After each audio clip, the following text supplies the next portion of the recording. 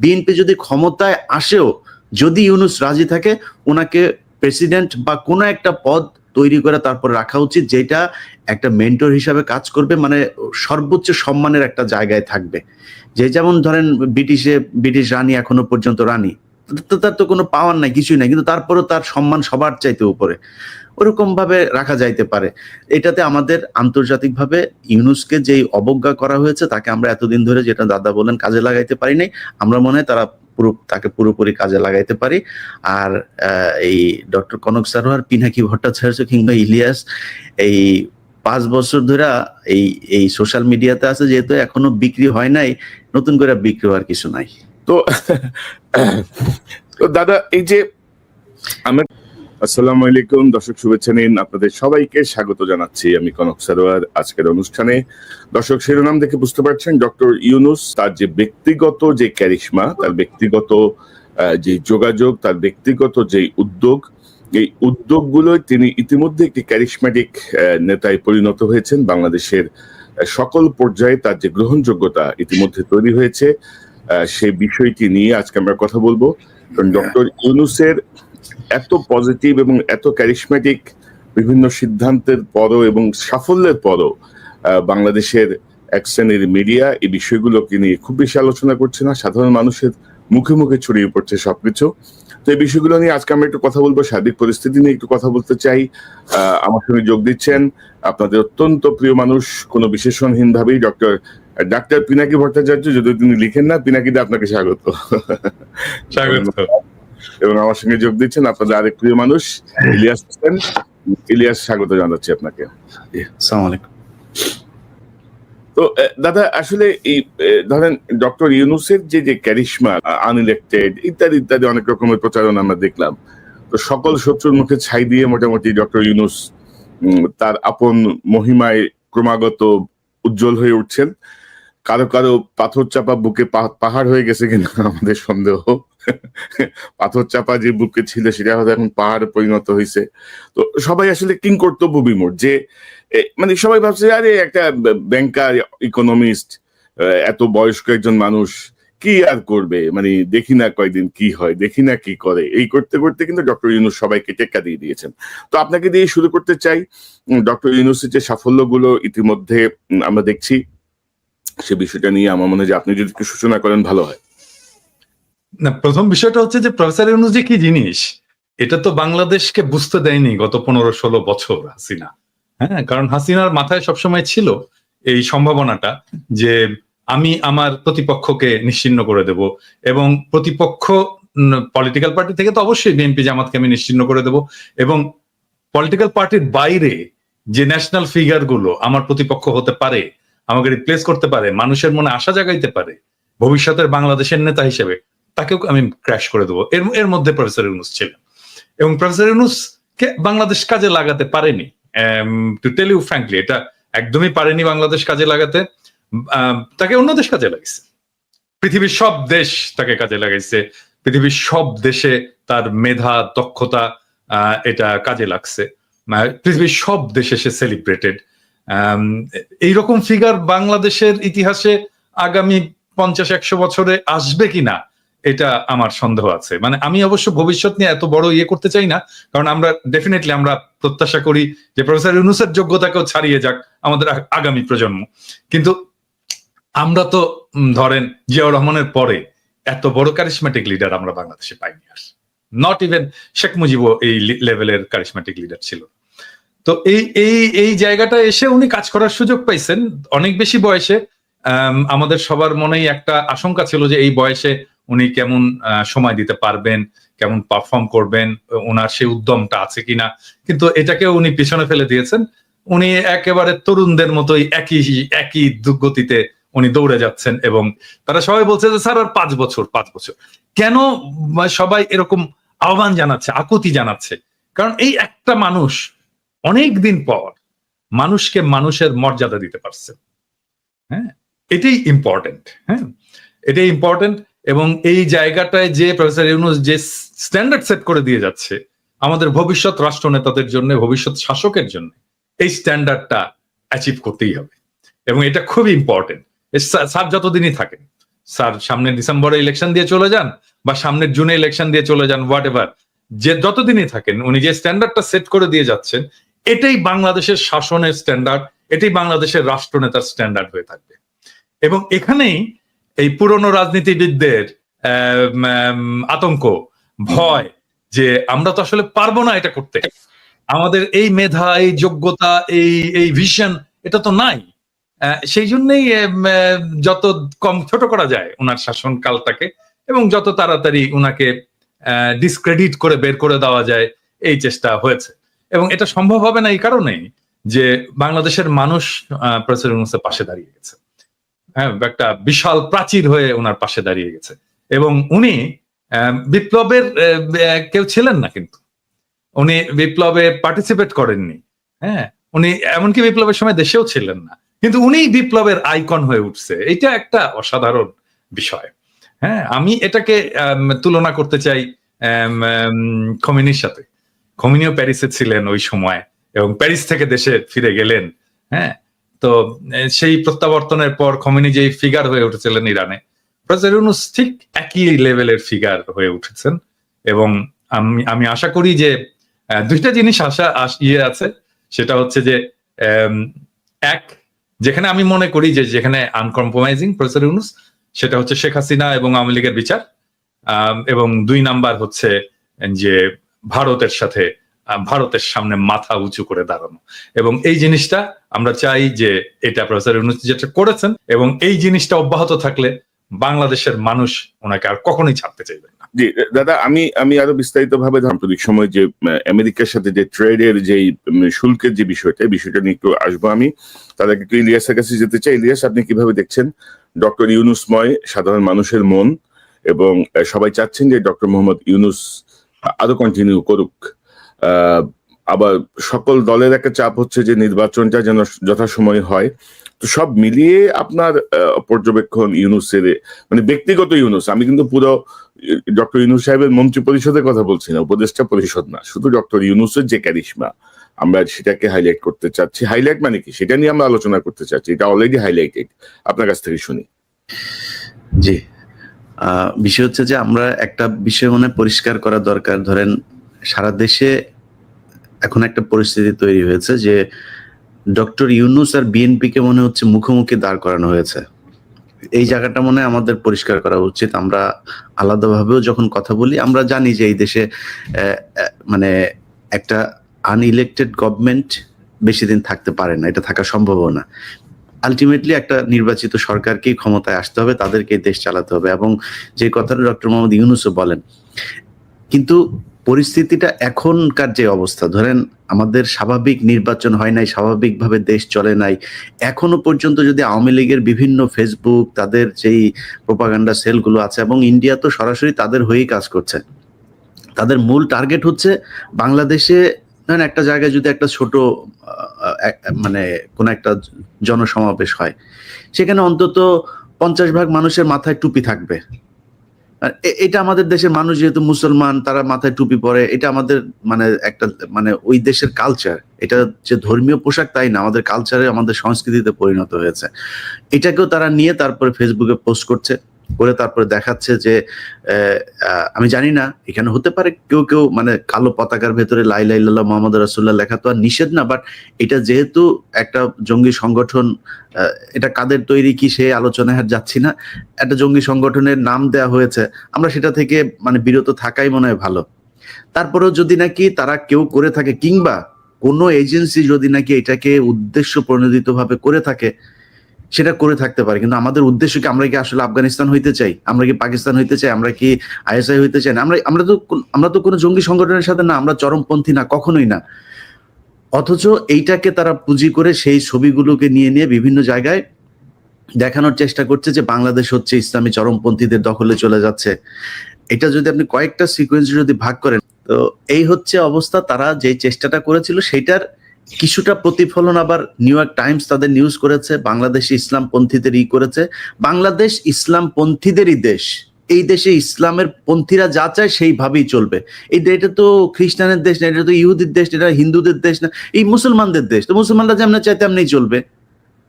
আপনার কোন দেশ আছে যে যেখানে আপনি যদি গণতন্ত্র মানেন, তো মুসলমান যদি চায় যে আমার দেশ, আজকে তারা যদি বলে এই দেশ সরিয়ে চলবে, এই দেশ না আমার ওপেন সেক্স কান্ট্রি হবে, সমস্যা কি?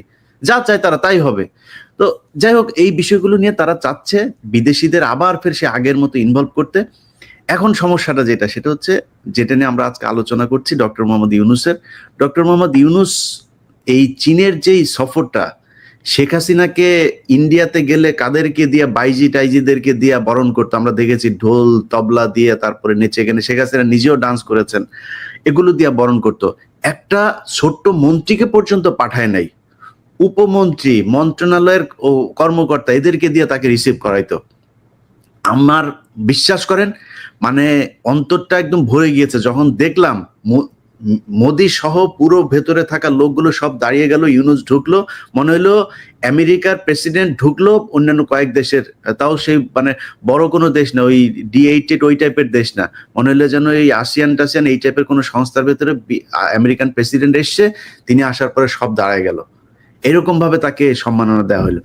এটাকে নিয়ে আওয়ামী লীগের লোকজন নানান ধরনের তুচ্ছ তাচ্ছিল্য করে কথা বলার, অথচ ওনাদের নেত্রী বাথরুমের চিপায় ওই কার্পেট মানে করে ক্রস করে মাটি দিয়া খালি পায়ে দৌড় দিয়ে আসার চেষ্টা করেছে সাথে একটা ছবি তোলার জন্য। কত নাটক আমরা দেখেছি এই দেশে, ইউনূসকে তাদের ভাল লাগে না।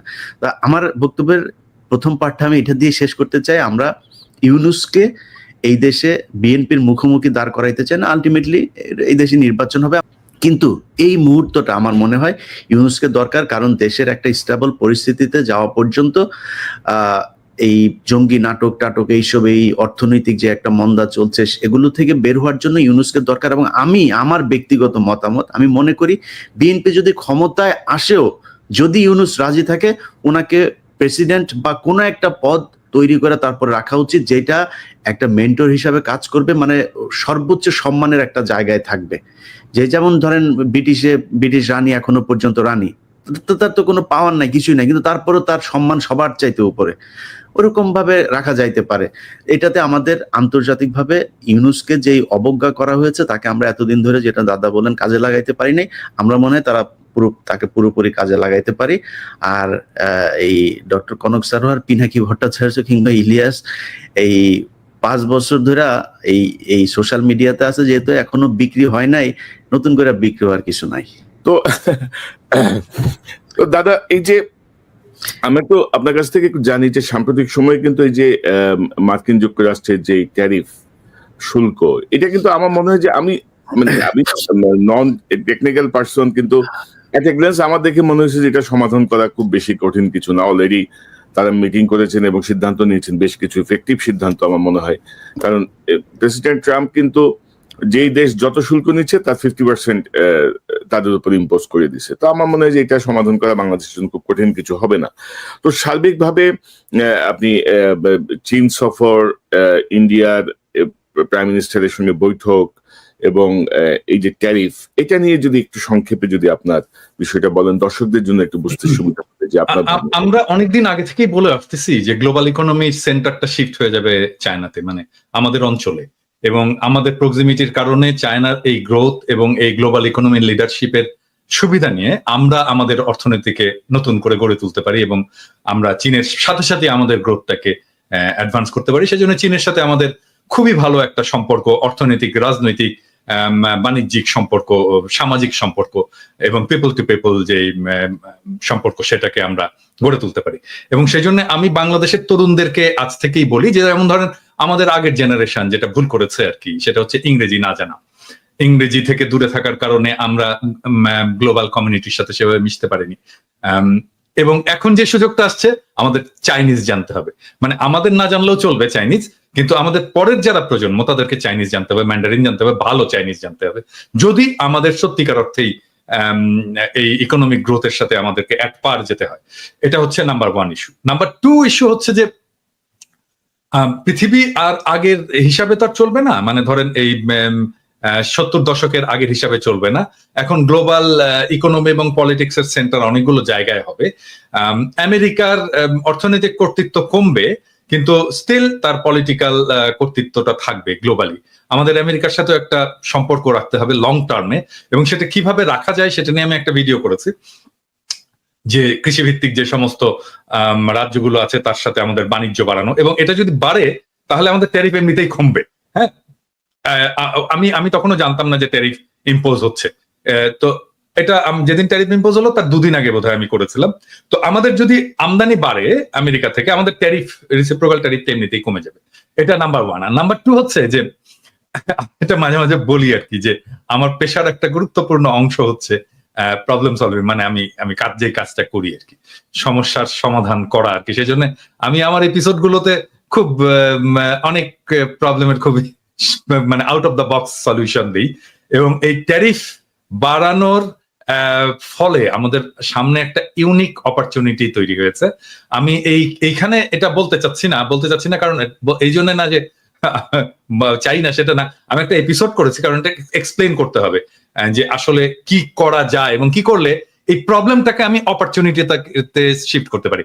মানে বিজনেসে আমরা যা করি আর কি, যে প্রবলেম আমরা অ্যান্টিসিপেট করি আগে, এবং এই প্রবলেমটাকে কিভাবে আমি সুযোগ হিসেবে ব্যবহার করতে পারি, এটাই বিজনেসের মূল আর কি। কি বলবো এটা কি, তো যেহেতু আমি বিজনেসের লোক, আমার মাথায় ওইটাই সবসময় ঘুরতে থাকে যে সমস্যা কি হতে পারে, এটাকে আমি কিভাবে অপরচুনিটিতে শিফট করতে পারি। এই প্রবলেমটা আমাদের যে কি সিরিয়াস একটা অপরচুনিটি না, আমি কিন্তু খুবই হ্যাপি। এবং এইটার জন্য যেই সিদ্ধান্তটা নিতে হবে, এটাতে প্রফেসর ইউনূসকে নিজেকে ইনভলভ হতে হবে, শুধু নিজেকে না, আর একটা সিনারিও এভালুয়েশন করতে হবে, এবং এটার জন্য ইন্টারন্যাশনাল এজেন্সিকে কাজে লাগাতে হবে, যেমন ধরা যাক বিসিজি বা পিডব্লিউসি, এদেরকে ইনভলভ করতে হবে। করে আমরা যদি মোটামুটি 1-1.5 মাসের মধ্যে আমরা যদি সমস্ত অ্যানালাইসিস কমপ্লিট করে একটা ফার্ম ডিসাইসিভ ডিসিশন নিতে পারি, তাহলে বাংলাদেশের চেহারা পাল্টে যাবে, জাস্ট যদি এই ট্যারিফটা এরকম থাকে। হ্যাঁ, তো এটা কালকে আসবে সম্ভবত এপিসোডটা। এবং আমি বাংলাদেশের মানুষদেরকে বলবো আর কি, জনগণকে বলবো যে দেখেন, পৃথিবীতে কোনো সমস্যা না, হ্যাঁ, যদি আমরা সিচুয়েশনটাকে খুব ভালোভাবে ইন্টেলেকচুয়ালি অ্যানালাইসিস করতে পারি এবং তার ভিত্তিতে আমি একটা অ্যাকশন নিতে পারি। এবং বাংলাদেশে এত ব্রাইট ছেলেরা আছে না ইয়াং জেনারেশনে, যে এদের সামনে কোনো সমস্যা হয়ে থাকবে না। হ্যাঁ, আমরা তো বুড়া হয়ে গেছি, ধরেন আমাদের চিন্তা হয়তো একটু পুরনো হবে, কিন্তু আমরা যদি একটু ধরে দিতে পারি যে কোন রাস্তায় যেতে হবে, হ্যাঁ, তাহলে দেখবেন যে আরো ইনোভেটিভ সলিউশন বের করে ফেলে দিতে পারবে আমাদের। তবে দাদা, আমি দাদা মনে করি যে ধরেন আমরা ধরেন ইন্ডিয়া থেকে যে চাল, গম বা এই জাতীয় খাদ্যশস্য আমরা যে আমদানি করি, এগুলো ইন্ডিয়া থেকে বন্ধ করে আমাদের আমেরিকা কেন্দ্রিক হওয়া উচিত, তাহলে কোয়ালিটিও বাড়বে। মানে আমাদের মানে ইন্ডিয়ান ডিপেন্ডেন্সি থেকে বের হয়ে আসাটা খুব জরুরি আমাদের জন্য। এবং গত এই 54 বছরে ইন্ডিয়ার যেই আধিপত্য আমরা বাংলাদেশিদের উপর দেখছি আর কি সকল ক্ষেত্রে, তো আমার মনে হয় যে তার একটা জবাব দেওয়া উচিত। ইতিমধ্যে চিকিৎসা বন্ধ হয়ে কিন্তু অনেক মানে বাসের কাউন্টার এখন কাপড়ের দোকান হয়ে গেছে, অনেক কাপড়ের দোকান বন্ধ হয়ে যাচ্ছে, অনেক খারাপ অবস্থা। আমার মনে হচ্ছে তাদেরকে একটা শিক্ষা দেওয়া খুব জরুরি, মানে জেন্টাল ওয়েতে আর কি, যে দেখো মানে আমি যখন ভারতীয় পণ্য বয়কট আন্দোলন করছিলাম আর কি, হ্যাঁ, সেই সময় আপনারা সবাই সাপোর্ট করেছেন, মানে ওই সময় ওদের কথাবার্তা দেখলে না গায়ে জ্বলুনি উঠতো আর কি। মানে ওদের ইয়েটা কি ছিল, সেটা হচ্ছে যে আমরা তো পয়সা দিয়ে কিনে আনি রে ভাই, সমস্ত পণ্য, ইন্ডিয়ান পণ্য তো আমরা পয়সা দিয়ে কিনে আনি, ওরা তো দয়া করে আমাদেরকে দান করতেছে না। ওদের বিষয়টা হচ্ছে কি, ওদের চাওয়াটা কি, আমাদের শুধু কিনলে চলবে না, আমাদের কিনতে হবে এবং তারপর কৃতজ্ঞ থাকতে হবে, দাদা আমাদেরকে দিয়েছেন, আপনারা না দিলে তো আমরা মরে যেতাম দাদা, এইটুকু শোনে না, সেই জন্য ওদের গায়ে জ্বলুনি ধরে। এবং আমার এমন দাদা ওই দিন ওদের দেশের একটা চ্যানেলেই আপনার করতেছে, ওই যে পাগলার চ্যানেল, ওই যে মলম বিক্রেতার চ্যানেলে, হ্যাঁ, ওরা উস্কাইতেছে যে কি হয়েছে, যে বাংলাদেশিরা এই যে আসে না, তো সমস্যা কি হয়েছে, আমাদের তো ওদেরকে আমাদের বন্ধ করতে হবে বাংলাদেশে আসা, ওরা এই দেশে এসে চিকিৎসা নিয়ে যায়, এই সেই। পাশের থেকে আরেকটা আবার দৌড়ে আসছে, বুঝছেন, খাওয়া হাগা সব বন্ধ করে দেবেন নাকি আমাদের? আসতে বলছেন ওদের যে অবস্থা খারাপ। আমরা দাদা যদি খালি চীন, পাকিস্তান, এদিকে 2 দেশের সাথে যদি পাকিস্তানের চিকিৎসা ব্যবস্থাও অনেক ভালো, এবং চীন যেটা আমি এটা দেখলাম, এখানে আপনার ওদের একটা হসপিটালের একটা ফ্লোর ওরা বাংলাদেশের জন্য ছেড়ে দিতে চাইছে, এবং চীনের মানুষের যেই চিকিৎসার যে খরচ, তার চাইতে তারা কম নিবে তারপর চিটাগাং এর সাথে একটা বোধহয় স্পেশাল ওরা একটা রুটও করতেছে ফ্লাইটের জন্য, যেহেতু আমাদের মানে স্থল পথে যাওয়ার সুযোগ নাই, এবং সেটা খুব চিপ রেটে করার জন্য এই মুহূর্তে বাংলাদেশের সাথে চীনের যে বিমানের টিকিট ভাড়া বোধহয় একটু বেশি, এটা চিপ করার জন্য ওরা একটা কাজ করতেছে। অনেকগুলো কাজ করে আসে, এবং স্টুডেন্টদেরকে ওইখানে পাঠানোর জন্য আরো বেশি আমি মনে করি টেকনোলজিতে করার জন্য ওদের যেই এখানে হারবার্ড টারবার্ড যা যা আছে, এমআই টেমআই, এদের চাইতো আমার মনে হয় অনেক বেশি আপনার কি বলে চীনের ওদের ইউনিভার্সিটির মান কোনো অংশে কমা না, তো সেখানে পাঠানো যাইতে পারে। মানে ইলিয়াস, ধরেন যে মানে ইন্ডিয়ান দাসত্বের চেয়ে আমি মনে করি যে চীনের সাথে বন্ধুত্ব বা আমেরিকার সাথে বন্ধুত্ব অনেক বেশি গুরুত্বপূর্ণ হবে বাংলাদেশের জন্য।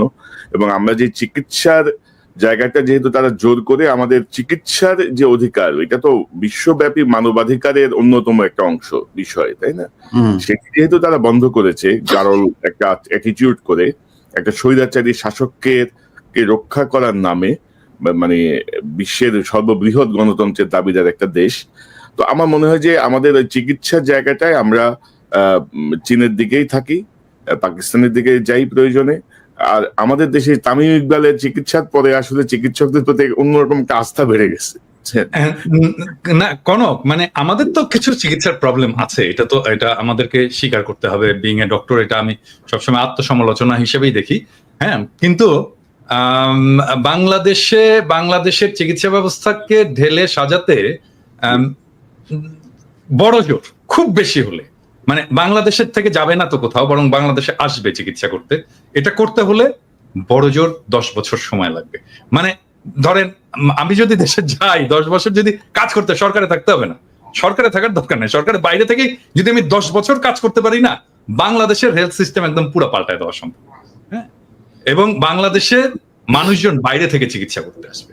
সমস্যাটা কোথায় হয় আসলে, মানে আমি বলি, মানে বিং এ ডক্টর, আমি আসলে এই জায়গাটা ডাক্তারদেরকেও আমি বলবো এটাকে করার জন্য, এটাকে হৃদয়ের সাথে উপলব্ধি করার জন্য।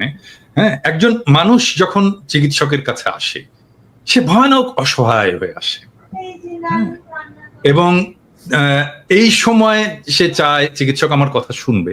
অনেক কথা আছে যেটা বলে, যেটা হয়তো শোনার দরকার নাই, আমার অ্যাজ এ ডক্টর আমার হয়তো শোনার দরকার নাই, প্রাসঙ্গিক না, কিন্তু সে কথা বলতে চায়, শোনাতে চায়। হ্যাঁ, এই কথাটা শুনতে হবে, সময় গেলেও শুনতে হবে। হ্যাঁ, এবং আমি প্র্যাকটিস করি না, কিন্তু আমি যদি প্র্যাকটিস করতাম তাহলে আমি কি করতাম? আমি পেশেন্টের সব কথা বলা শেষ হয়ে গেলেও আমি বলতাম, আর কোনো সমস্যা আছে? আর কিছু বলবেন? আর কিছু? হ্যাঁ, এইরকম করে আমি শুনে নিতাম একদম শেষ পর্যায় পর্যন্ত। এবং পেশেন্টের কথা যদি শোনা যেত সমস্ত, তাহলেই দেখতেন যে আমাদের রোগীরা স্যাটিসফাইড হয়ে যেত। এটা একটা বিষয়। আর 2 নাম্বার হচ্ছে যে আমাদের হেলথের মধ্যে কিছু মাফিয়া ঢুকেছে। হ্যাঁ, মাফিয়া এটা সব ব্যাপারে, যেমন হসপিটাল মাফিয়া হয়েছে, তারপরে ফার্মাসিউটিক্যালস এ মাফিয়া হয়েছে, হেলথ ইকুইপমেন্টস এ মাফিয়া হয়েছে। আমি একটা এক্সাম্পল দিই আপনাদেরকে। ধরেন বাংলাদেশে আপনি একটা পেসমেকার বসাবেন আপনার বুকে। আপনি পেসমেকার বাংলাদেশে তো হয় না, এটা কিনে আনতে হয়, বাইরে থেকে ইম্পোর্ট করতে হয়। তো আপনার বুকে যে পেসমেকারটা বসানো হবে, আপনি ধরে নিতে পারেন যে 90% ক্ষেত্রে ওই পেসমেকারটার যা দাম, আমি এখন জানি না কত দাম, ধরেন এটার দাম ধরেন 3 থেকে 4 লক্ষ টাকা। এই 4 লক্ষ টাকা যদি দাম হয়, তাহলে ডাক্তার সাহেব ওইখান থেকে 70 থেকে 80 হাজার টাকা কমিশন পাবে। হ্যাঁ, আমার সাথে চ্যালেঞ্জ করতে এসেন না ডাক্তার সাহেবেরা এবং ডিভাইস কোম্পানিরা, চ্যালেঞ্জ করতে এসেন না, আমি একেবারে খাইয়া দিব কিন্তু। হ্যাঁ, তো তাহলে এই যে 70 হাজার টাকা গেল, এই টাকাটা তো পেশেন্টের পকেট থেকে গেল। এবং এটা তো ডাক্তারের দরকার ছিল না, কারণ ডাক্তার তো ডিভাইসের মালিক না, ডিভাইসের মালিক তো ডিভাইস কোম্পানি, ডিভাইসের একটা দাম আছে, তৈরি হয়েছে, এবং এই দামটা আমি পেশেন্টের পকেট থেকে বের করে আমি ডাক্তারকে দিয়ে দিলাম। এবং এই জন্যই বাংলাদেশের চিকিৎসা খরচটা স্কাই রকেট হয়ে গেছে। হ্যাঁ, শুধু তাই না, মানে হসপিটালে যদি আইসিইউ এ, ইন্টেনসিভ কেয়ার ইউনিটে কোনো পেশেন্টকে কোনো ডাক্তার রেফার করে, সেই ডাক্তার ওই বেডের একটা ভাড়ার অংশ পায়। হ্যাঁ, সেই জন্য ইন্টেনসিভ কেয়ার ইউনিটে যখন পেশেন্ট থাকে, বিশাল একটা বিলের বোঝা তার কাঁধে চাপে। সো এই যে হেলথ মাফিয়া যেভাবে ধরেছে বাংলাদেশের হেলথ সেক্টরকে, এইটা থেকে মুক্ত করার জন্য একটা খুব স্ট্রং অ্যাক্টিভিজম দরকার। স্ট্রং পার্সোনালিটি দরকার, যাকে আসলে খাইয়া দিতে পারবে না এই মাফিয়া ইন্ডাস্ট্রি। দাদা আরেকটা বিষয়, দেশে আমি ফিরে গেলে আর কি, হ্যাঁ মানে আমার সামনে এসে হয়তো মাস্তানি করতে পারবে না আর কি, আই বিলিভ যে এই মাফিয়া গ্রুপ। এবং এটাকে বন্ধ করতে না পারলে আপনি এই হেলথে রিফর্ম করতে পারবেন। মাফিয়াদেরকে বন্ধ করতে হবে, মাফিয়াদেরকে খাইয়া দিতে হবে, মাফিয়াদেরকে খাইয়া দেওয়ার মতো ক্ষমতা বান কাউকে এটাকে ড্রাইভ করতে হবে। হ্যাঁ, সেটা যেই করুক, হ্যাঁ সেটা আমি তাকে সাপোর্ট দেই বা আমরা সবাই মিলে তাকে সাপোর্ট দেই, বা সে নিজেই এটাকে ড্রাইভ করবে। দাদা আরেকটা বিষয় আমি জাস্ট আপনার সঙ্গে যোগ করি, ধরেন মেডিকেল রিপ্রেজেন্টেটিভ মানে যে পরিমাণ ঘুষ দেয় ডাক্তারদেরকে, গাড়ি বাড়ি থেকে শুরু করে মানে চেম্বার সাজাই দেওয়া পর্যন্ত, এবং ভালো ওষুধ কিন্তু বাংলাদেশে তৈরি হয়, খুবই ভালো মানের ওষুধ, আন্তর্জাতিক মানের ওষুধ কিন্তু বাংলাদেশ ম্যানুফ্যাকচার করে, কিন্তু এমাররা যে ডাক্তারকে ঘুষ দিয়ে মানে তার কোম্পানির ওষুধ লিখতে বাধ্য করে, মানে এই যে অনৈতিক যে কাজগুলো, আমার তো মনে হয় যে খুব রিসেন্ট যদি ধরেন এই কমিশন বাণিজ্য আর এমআরদের এই অ্যাক্টিভিটি বন্ধ করা যায়, চিকিৎসা ব্যবস্থায় ধরেন 50% একটা ডেভেলপমেন্ট আমরা দেখতে পাবো। এটা হচ্ছে কি, এটা সামগ্রিক মেধাহীনতার বিষয়। মানে আমিও তো এখানে ফার্মাসিউটিক্যাল কোম্পানিতে কাজ করি, তাই না?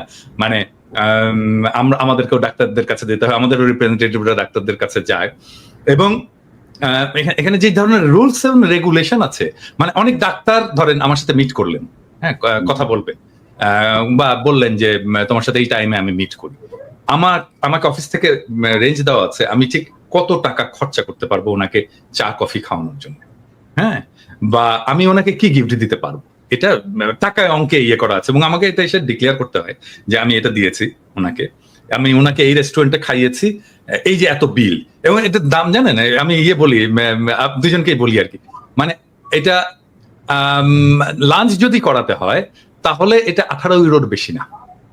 18 ইউরোতে লাঞ্চ হয় কোনো ইউরোপে? হয় না তো, ভালো লাঞ্চ তো হয় না, তাই না?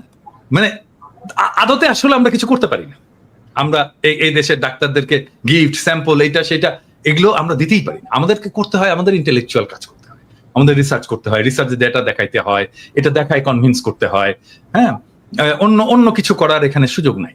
ওই সিস্টেমটা বাংলাদেশে ইমপ্লিমেন্ট করা সম্ভব, এবং যেহেতু এটা করতে পারছে না বাংলাদেশে ফার্মাসিউটিক্যাল কোম্পানিগুলো, সেই জন্য তারা ডাক্তারকে যে টাকা দেয়, মাসোহারা দেয়, মানে মাসে মাসে খাম দেয়, হ্যাঁ। এরকম এটা কিরকম জানেন, মানে এটা বলি না, এটা যারা শুরু করেছে, যারা এটা ইয়ে করেছে, এইরকম একটা কোম্পানির একজন সেলস ম্যানেজার আমার কোম্পানিতে চাকরি শুরু করলো আর কি, হ্যাঁ। তো আমি তাকে জিজ্ঞেস করলাম যে এই যে আপনারা যে টাকা পয়সা দিতেন এটা কিভাবে, তো খুব লজ্জা পাচ্ছে যে স্যার এইটা আর বললেন না স্যার, এটা যে কিভাবে করতাম, অনেক পায়াস ডাক্তার ছিলেন, টাকাটা নিতে চাইতেন না। তখন আমরা একটা টেকনিক করতাম। কি টেকনিকটা হচ্ছে আমি যে বলতাম, ডাক্তার সাহেব এটা তো আপনার কাছে আসতোই, হ্যাঁ, ডায়াগনস্টিকেরও কিন্তু একই জিনিস, ডায়াগনস্টিক যে টেস্ট হয় সেটারও একই জিনিস, ডাক্তার সাহেব এটা তো আপনার কাছে আসতোই, হ্যাঁ, এটা আমার কাছে এসছে থাকবে, হ্যাঁ, এটা কাজ করি ডাক্তার সাহেব, আপনি একটা এতিমখানায় দিয়ে দেন, আপনার হয়ে আমরা দিয়ে আসবো ওইখানে, হ্যাঁ। তো এরকম 3-4 মাস চলতো আর কি। ডাক্তার সাহেব এতিমখানায় দিয়েছে এই যে রশিদ, ডাক্তার সাহেব এতিমখানায় দিয়েছে এই যে রশিদ, ডাক্তার সাহেব এতিমখানায় দিয়েছে এই যে রশিদ, ওনারা খুব খুশি। 4র্থ মাসে এসে বলতো ডাক্তার সাহেব আপনি দিয়ে দিন এতিমখানায়, এই যে রাখেন, বুঝতে পারছেন? মানে এই যে শিফট, এই যে আস্তে আস্তে আস্তে আস্তে আস্তে আস্তে তাকে সেন্সিটাইজ করে শিফট করে তাকে করাপ্ট করে ফেলা, এই করাপ্ট প্র্যাকটিসের মধ্যে ঢুকিয়ে ফেলা, এটা করেছে বাংলাদেশের ইন্ডাস্ট্রি, এই হেলথ ইন্ডাস্ট্রি। এবার আপনি তো দাদা ওইটা তো জানেন না, এখন চিকিৎসকদের প্রেসক্রিপশন ছাপায় দেয় এমআর মানে ওষুধ কোম্পানিগুলা, এবং যেটা নিচে এরকম একটা কার্বন পেপার থাকে, কি প্রেসক্রিপশন লেখা হচ্ছে ওইটা শেষ হওয়ার পরে জমা দিতে হয়। মানে এইটা তো মায়ের ছাড়া উপায় নাই, অবস্থাটা ছাড়া উপায় নাই, ধরে ওই কোম্পানিকে ধরে ওই কোম্পানির মালিককে একদম সপাং করে মাইর দেওয়া উচিত, গুলিস্তানে কামানের উপরে দাঁড় করায়। যে কোম্পানি এটা করেছে সেই কোম্পানির মালিককে অথবা মার্কেটিং ম্যানেজারকে। এখন এই প্রসঙ্গে আপনারা বলতে পারেন যে দাদা আপনি তো বাংলাদেশে ফার্মাসিউটিক্যাল কোম্পানিতে কাজ করেছেন, ইন্ডাস্ট্রিতে কাজ করেছেন, এই ধরনের কাজ কি আপনি করেছেন? মানে এই রকম কাজ আর কি না, আমি করিনি। আমার কোম্পানিতে কাজ করেছে এরকম অনেক লোক আছে এখন, হ্যাঁ, মানে অ্যাটলিস্ট আপনি বাংলাদেশের ইন্ডাস্ট্রিতে খোঁজ করলে আমার D16 কাজ করেছে, আমি ধরেন লাস্ট তো কাজ করেছি D16 2010 থেকে 18 পর্যন্ত 8 বছর D16 কাজ করেছে। সেই সময় ধরেন এখন আপনি প্রায় 300 লোক পাবেন যারা D16 কাজ করে এসছে, যে কারোর সাথে কথা বলতে পারেন, এনিওয়ান। নর্মালি তো যে প্রেসক্রিপশন নিয়ে ডাক্তারের চেম্বার থেকে বের হলে ওষুধ কোম্পানির লোকজন দেখতে চাইতো যে প্রেসক্রিপশনটা একটু দেখি ডাক্তার সাহেব কি ওষুধ লিখছে। পরে তারা ডাক্তারকে আর ট্রাস্ট করলো না, মানে এত ঝামেলায় গেল না, তার প্রেসক্রিপশনের বই ছাপাই দিছে, যা লিখবেন কপি থাকবে, আমরা জাজ করবো যে আপনি। এটা রোগীদেরকে বলতে চাই, প্রেসক্রিপশন হচ্ছে অত্যন্ত প্রাইভেট একটা বিষয়, প্রপার্টি, হ্যাঁ, অত্যন্ত প্রাইভেট রেকর্ড, এবং এইটার ছবি তোলা অন্য কাউকে দেখতে চাওয়া এক্সেপ্ট ফার্মাসিস্ট, এটা আইনত নিষিদ্ধ, আইনত নিষিদ্ধ, হ্যাঁ। এবং এই আইনটাকে এনফোর্স করতে হবে, এটা বাংলাদেশ সরকারকেই করতে হবে, স্বাস্থ্য মন্ত্রণালয়কেই করতে হবে এটা, হ্যাঁ। এবং এই মাফিয়াদেরকে যদি এখনই চেক না করা যায়, তাহলে এটা পরে এত বড় মাফিয়া হয়ে যাবে যে কেউ এটা সামনে আর দাঁড়াতে পারবে না। এবং আমি এই প্রসঙ্গটা আসতে ভালো হয়েছে আপনি যদি বলেন যে এই যে কমিশন আপনার এমআর এর বাইরে হচ্ছে প্রাইভেসি।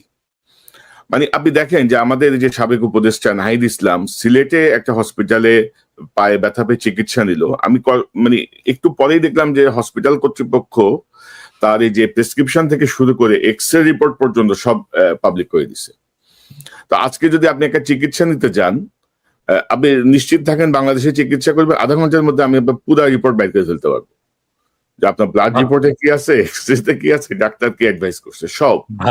ডাক্তার ইন্টারভিউ দিয়ে বলবে যে তামিম ইকবালের মতো উনি তো সিগারেট খায়, উনি তো মদ খায়, উনি তো এই করে, সব বলে দিবে। কিন্তু মানে এটা এক ধরনের মানে এই এথিক্যাল এই জায়গাগুলি কিন্তু এথিক্স এর মধ্যে আছে না দাদা, এটাতে পড়ানো হয়, তো এখন পড়ানো হয়, মানে আমরা পড়ে এসেছি, এখন পড়ানো হয় কিনা আমি জানি না, কিন্তু আমরা পড়ে এসেছি, হ্যাঁ, আমরা পড়ে এসেছি, এবং আমাদেরকে ওথ নিতে হয়, একটা শপথ নিতে হয়, হ্যাঁ, এবং সেই শপথের মধ্যে এই প্রাইভেসি, রোগীর প্রাইভেসির বিষয়টা আছে, এটা আমরা বলতে পারি না, এটা কোনো ডাক্তার বলতে পারে না। এবং আমি আসলে অবাক হয়েছি যে একটা অপারেশন টেবিলে নাহিদ বসে আছে এবং ছবি তোলা হচ্ছে, নাহিদেরও উচিত হয়নি ছবি তুলতে দেওয়াটা, নো ওয়ে, হ্যাঁ।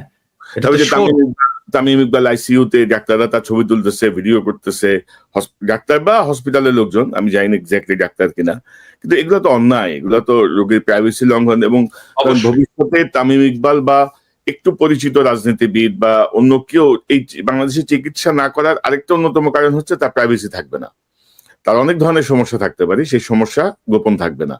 ডাক্তার অন্তত তার বৌদে যায় বলবে যে আজকে তো পিনাকি ভট্টাচার্য আসছিল, আরে জানো না এই সমস্যা, বুঝছেন তো। তার বউ আবার ধরেন রাষ্ট্র হয়ে যাবে পরের দিন স্কুলের বান্ধবীদের কাছে, মানে অভিভাবক বান্ধবীদের কাছে। তো দাদা আমরা একটু ইয়েতে থাকি, আরেক প্রসঙ্গটা না করি যে ধরেন সামনে সরকার কিন্তু বিএনপি সরকারি, মানে বিএনপির বাইরে কিন্তু নতুন কোন দল রাষ্ট্র ক্ষমতায় যাবে এটা ভাবার কোনো সুযোগ কিন্তু নাই, মানে আপাতত আর কি বাংলাদেশের যে প্রেক্ষাপট বা সবকিছু। কিন্তু সেখানে ধরেন বিএনপির মধ্যে এক ধরনের অস্থিরতা আমরা দেখছি, মানে সংস্কারের জায়গাটা আমরা যতটুকু আমরা বুঝি যে এই অনির্বাচিত সরকার বলেন আর যাই বলেন, ডক্টর ইউনূস সরকারের পক্ষে যতটুকু সংস্কার বা বিচার করা সম্ভব এটা আর অন্য কারো পক্ষে সম্ভব না। মানে পলিটিক্যাল গভর্নমেন্ট আসলে এটা আসলেই সম্ভব না কোনোভাবেই, নানা রকমের চাপে, নানা রকমের কিছুতে। আর পলিটিক্যাল নেতারা তো সব একে অপরের ভাইরা ভাই, তাই না? তো অনেক ভাইরা ভাইয়ের রিকোয়েস্ট অনেক কিছু ওলটপালট হবে। তো মানে আমরা কি মানে জনগণ চাচ্ছে একটা দীর্ঘ সময় থাকুক ডক্টর ইউনূস, বিএনপি চাচ্ছে ডিসেম্বরের মধ্যে নির্বাচন হোক। এক হুজুর দেখলাম ওয়াজের মধ্যে বলতেছে ইউনূস সাহেব যতদিন বেঁচে থাকেন ততদিন যেন নির্বাচন না হয়। তো আবার ইউনূস সাহেবের প্রেস সেক্রেটারি আবার বলেছেন যে না ডিসেম্বরে নির্বাচন হবে। অর্থাৎ এক ধরনের একটা জটিল পরিস্থিতি তৈরি করা হচ্ছে। এবং এরকম একটা বিপ্লবের পরে আমরা যদি সিরিয়ার দিকে তাকাই বা অন্যান্য বিপ্লবোত্তর দেশগুলোর দিকে তাকাই, তার প্রেক্ষাপটে আমাদের প্রেক্ষাপট কিন্তু অনেক বেশি মানে কি বলবো, মানে মনে হচ্ছে যে বিপ্লবটা একটা পানি ভাত আর কি, এটা কিছুই না, এটা হইতেই পারে। মানে মানুষ এভাবে জীবন দিবে, মানুষ এভাবে অন্ধ হবে, পঙ্গু হবে, এটা সব খুবই স্বাভাবিক। তো আপনি আপনার কাছ থেকে একটু শুনি, তারপর ইলিয়াসের কাছে যাব। না, প্রথম বিষয়টা হচ্ছে যে ডেফিনেটলি আমাদের একটা পলিটিক্যাল গভর্নমেন্ট আসতে হবে, সেটা আসবে, এবং এটা আমাদের সবারই প্রত্যাশা। এবং এটা যেটা কনক বললেন আপনি যে আগামী নির্বাচনে বিএনপি আসবে, আমরা তো মনে করি বিএনপি সর্ববৃহৎ দল, তারই আসা উচিত, সেটা ঔচিত্যের ব্যাপার আর কি। আসবে কিনা সেটা ডিপেন্ড করছে অনেকগুলো ফ্যাক্টরের উপরে। হ্যাঁ, আমি সেই ফ্যাক্টরগুলো একে একে আলাপ করব। অনেকে বলে যে আমি নাকি নির্বাচন চাই না, মোটেও না। বিষয়টা হচ্ছে কি যে শেখ হাসিনা তো সমস্ত সিস্টেমটাকে ডিস্ট্রয় করেছে। হ্যাঁ, সমস্ত সিস্টেম, মানে ইলেকশন কমিশন থেকে শুরু করে জুডিশিয়ারি, প্রশাসন, পুলিশ, আর্মি, কোন ইনস্টিটিউশন, স্টেট ইনস্টিটিউশন বাকি নাই, সব ইনস্টিটিউশনকে ডিস্ট্রয় করেছে। এখন এই সিস্টেমটাকে তো ফাংশনিং করতে হবে, এটা যেন কাজ করে। হ্যাঁ, ধরা যাক যে আমি একটা সবাইকে বলি, যে বিএনপি কেও বলি, যে যেই নির্বাচন আপনারা লাস্ট হারলেন, মানে যেই নির্বাচনটা মইনুল আহমেদ এবং ফখরুদ্দিনের অধীনে হলো আর কি, যে নির্বাচনে আপনারা হারলেন এবং লজ্জাজনক ভাবে হারলেন, খুবই কম আসন পেলেন, ওই নির্বাচনের যে মেকানিজম, ওই নির্বাচনের পরের যে প্রশাসন, আর্মি, সেটা কি ইনট্যাক্ট আছে নাকি তার চাইতেও প্রো ইন্ডিয়া, প্রো হাসিনা হয়েছে? আমার প্রশ্ন এটা। মানে যেই নির্বাচনে আপনারা হারলেন, যেখানে আপনারা শেখ হাসিনা ক্ষমতায় আসলো প্রথম 1/11 পরে, ওই নির্বাচনে যেই সেট আপ ছিল প্রশাসন এবং আর্মিতে, স্পেসিফিক্যালি আর্মিতে, সেই সেট আপটা কি আরো প্রো ইন্ডিয়া হয়েছে নাকি প্রো ন্যাশনালিস্ট হয়েছে? প্রো ইন্ডিয়া হয়েছে, ঠিক তো? আরো খারাপ হয়েছে। তাহলে আপনি ওই র্যাঙ্ক অ্যান্ড ফাইল এটাকে রেখে আপনাকে কিভাবে হারানো হয়েছে এটা আপনি বলেন। বিএনপি আপনাকে হারানো হয়েছে কিভাবে? খুবই কেয়ারফুলি ডিজাইন করা হয়েছে, কনস্টিটিউশন ডিজাইন করা হয়েছে, এবং এটা বিএনপিরাও স্বীকার করতে বাধ্য হবে। ওই নির্বাচনে কারচুপি হয়েছে, ওই নির্বাচনে এমন ভাবে কারচুপি করা হয়েছে যেন বিএনপি একটা লজ্জাজনক হার হয় বিএনপির। হ্যাঁ, এবং এটা বিএনপিকে স্বীকার করতে হবে। আর স্বীকার যদি না করে তাহলে তো আমাদের বলার কিছু নাই, তাই না? তো ওই সেট আপটা আরো খারাপ হয়েছে, এবং এটা তো আর্মি করছে, ওটা তো আর্মি করছে। তখন তো একটা আর্মি গভর্নমেন্ট, তো মইনু এবং ফখরুদ্দিনের গভর্নমেন্ট তো আর্মি গভর্নমেন্ট। আর্মি এই ইঞ্জিনিয়ারিংটা করছে, ইলেকশন ইঞ্জিনিয়ারিংটা। ওই আর্মিটা আরো খারাপ হয়েছে, ওর ভেতর থেকে ন্যাশনালিস্ট এলিমেন্ট আরো বাইরে চলে গেছে। এখন তো এটা মোরাললেস প্রো কি বলবো ইন্ডিয়ান আর্মি। তো এই আর্মি একটা ফেয়ার ইলেকশন দেবে? হ্যাঁ, মানে করতে দেবে? এইটা বিশ্বাস করেন? সম্ভব না, করতে দেবে না। হ্যাঁ, আমরা যদি ফেয়ার ইলেকশন হয়, আমার মনে হয় যে ধরেন এটা বিএনপির এটা বিএনপির জরিপ, ব্রেইন দেখছে তো, আমরা সবাই দেখছি। ব্রেইনের জরিপে ফেয়ার ইলেকশন হইলে মানে মানুষ বলছে যে আমরা 41% বিএনপি কে ভোট দেবে, অ্যাবসলিউট মেজরিটি হয় বিএনপি। কিন্তু আরো কিছু আছে ওইখানে। আচ্ছা, আমি বলি, আমি গতকালকে একটা পোস্ট দিছিলাম, গতকাল না পরশুদিন, যে জামাতে ইসলামের ভোট কত। জামাতে ইসলাম 300 আসনে ইলেকশন করছিল এরশাদ পড়ার পরে 91 সালে প্রথম। এখানে ভোট পেয়েছিল তারা 12.3% সম্ভবত। এবং ওই সময় যদি আমরা সমস্ত ইসলামপন্থী দলগুলোর ভোটগুলো দেখি, তাহলে আমরা দেখবো 14%-এর মতো তারা ওই ভোটটা, এবং ওই ভোটটা ভালো ভোট হয়েছিল। হ্যাঁ, এবং 14% কিন্তু একটা খুবই সিগনিফিকেন্ট নাম্বার। এখন অনেকে বলেন 2%, 3% জামাতের ভোট, 4% ন। তারা সব আসনে নির্বাচন করেনি, তারা কিছু আসনে নির্বাচন করেছিল, ওইটাকে এক করে আমি ন্যাশনাল গড় করে বলি যে 3%। কিন্তু সবগুলো আসনে যখন করেছে তখন তার প্রায় 12.5%-এর মতো ভোট ছিল। বিএনপির যে জরিপ, এটাতে দেখা গেছে যে জামাতের ভোট আসবে 31%-এর মতো। এখন ধরে ছাত্রদের ভোট ওখানে কত আসবে, দেখেছে 5%-এর মতো ভোট আসবে। তো আমরা যদি অন্য সমস্ত ফোর্স, বিএনপির বাইরে অন্য সমস্ত ফোর্সের একটা যদি লুজ অ্যালায়েন্স হয়, তাহলে বিএনপি একটা খুবই শক্ত প্রতিদ্বন্দ্বিতার মধ্যে পড়বে। এখন বিএনপি যেটা করছে যে ধরেন এই যে বিএনপির যারা এই অনলাইন অ্যাক্টিভিস্ট আছে তারা, বা অনলাইনে ফেসবুকে যারা লেখালেখি করে তারা গালাগালি করতেছে আমাদেরকে, সেটা আমি গাইড নেই না, কিন্তু তা তো না। মির্জা ফখরুল, মির্জা আব্বাসের মতো সিনিয়র নেতারা তারা সোশ্যাল মিডিয়ার পিছনে লাগছে এবং কিভাবে আমাদের সাথে পাঙ্গা নেওয়া শুরু করছে। ধরেন এই পাঙ্গাটা যদি নিতে থাকে তারা কন্টিনিউয়াসলি, তাহলে তাদের অবস্থাটা কি হবে? ধরেন সোশ্যাল মিডিয়ায় যারা কাজ করে, হ্যাঁ, যারা কাজ করছে, যারা সোশ্যাল মিডিয়া একটা ইনফ্লুয়েন্স রাখতে পারে, ছোট হোক বড় হোক, অল্প হোক বেশি হোক কম হোক, একটা তো ইনফ্লুয়েন্স আছে। তো যারা রাখতে পারে তারা যদি পুরোটা, মানে ধরা যাক, আমি এখানে ছাড়াই বলতেছি, কনক, আপনি, আমি, ইলিয়াস, আমরা তো কেউ অ্যান্টি বিএনপি না। আমরা তো জিয়াউর রহমান, প্রো জিয়াউর রহমান, মানে জিয়াউর রহমানকে আমাদের আমাদের পলিটিক্যাল আইকন মানি, তাই না? তো আমরা তো সবাই ন্যাশনালিস্ট, তাই না? আমরা এবং ট্রু সেন্স মানে মানুষ যাতে সাধারণভাবে বোঝে, আমরা তো সবাই রাইটেস্ট, তাই না? তো আমাদেরকে তো শত্রু ভাবার কোনো কারণ ছিল না বিএনপির। আমরা তো শত্রুও না, আমরা শত্রু হতেও চাই না বিএনপির। বিএনপি তো আসলে আমাদের পিছনে লাগছে, হ্যাঁ, আমাদেরকে শত্রু বলা শুরু করছে। এবং কিভাবে দেখেন, আওয়ামী লীগের কোন সিনিয়র নেতা কোনোদিন আমাদের নাম ধরে কোনোদিন কিছু করেনি। আমাদের নামে মামলা দিচ্ছে, আমাদেরকে দেশ ছাড়া করছে, কিন্তু নাম ধরে এরকম করে কিন্তু আক্রমণ করেনি। ওনারা নাম ধরে আক্রমণ করা শুরু করছেন আমাদেরকে, হ্যাঁ। এবং এটা তো আমাদের পেছনে লেলায় দাও, আমরা তো পার্সন, ব্যক্তি। এবং ধরেন মির্জা ফখরুল যখন বলে কুতুব দাঁড়ায় গেছে সোশ্যাল মিডিয়ায় কিছু কুতুব, ওনারা কোথায় নিয়ে যেতে চান দেশকে আমরা জানি না। ওনারা জানবেন না কেন? উনি জানবেন না কেন? আমরা জানি না মানে আমরা কোথায় নিয়ে যেতে দেশকে? আমি বলছি সব সময়, আমরা বাংলাদেশে ভারতীয় আধিপত্যবাদ চাই না, আমরা বাংলাদেশে আওয়ামী পুনর্বাসন চাই না, আমরা বাংলাদেশে একটা সাম্যের সমাজ চাই, একটা ইনসাফের রাষ্ট্র চাই। চারটা সিম্পল জিনিস মির্জা ফখরুল ভাই, আপনি জানেন না কেন? আপনারাই বাধা হয়ে দাঁড়ায় আছেন আমাদের সামনে, আমাদের স্বপ্নের সামনে, মানুষের স্বপ্নের সামনে। এবং আপনারা জানতে হবে আমরা এটা চাই। এবং আমরা আমাদের মনে করার কারণ আছে, আমাদের মনে করার ক্রেডিবল কারণ আছে যে আপনারা আওয়ামী লীগকে পুনর্বাসিত করতে চান। কেন চান সেই প্রসঙ্গে আসবো যদি আলোচনার সুযোগ থাকে। 2 নাম্বার, আপনারা ভারতের সাথে একটা নেগোসিয়েশন করেছেন, এটা আমাদের মনে করার ক্রেডিবল কারণ আছে। হ্যাঁ, এই জিনিসগুলোকে ক্লিয়ার করতে হবে আপনাদের কাছে। হ্যাঁ, আপনারা যে আলাপ করেন, আপনারা সবার সাথে আলাপ করেন, অমুক রাজনৈতিক দলের সাথে আলাপ করেন, তমুক রাজনৈতিক দলের সাথে, সুশীল সমাজের সাথে আলাপ করেন, কেন আমাদের সাথে আলাপ করতে পারেন না? কেন পিনাকি ইলিয়াস কনক সারোয়ারের সাথে কথা বলতে পারেন না? আপনারা মিটিং করতে পারেন না? করার দরকার আছে না? মানে আমরা পিপলস ভয়েস রিপ্রেজেন্ট করি না? আমাদের সাথে কথা বলেন না কেন?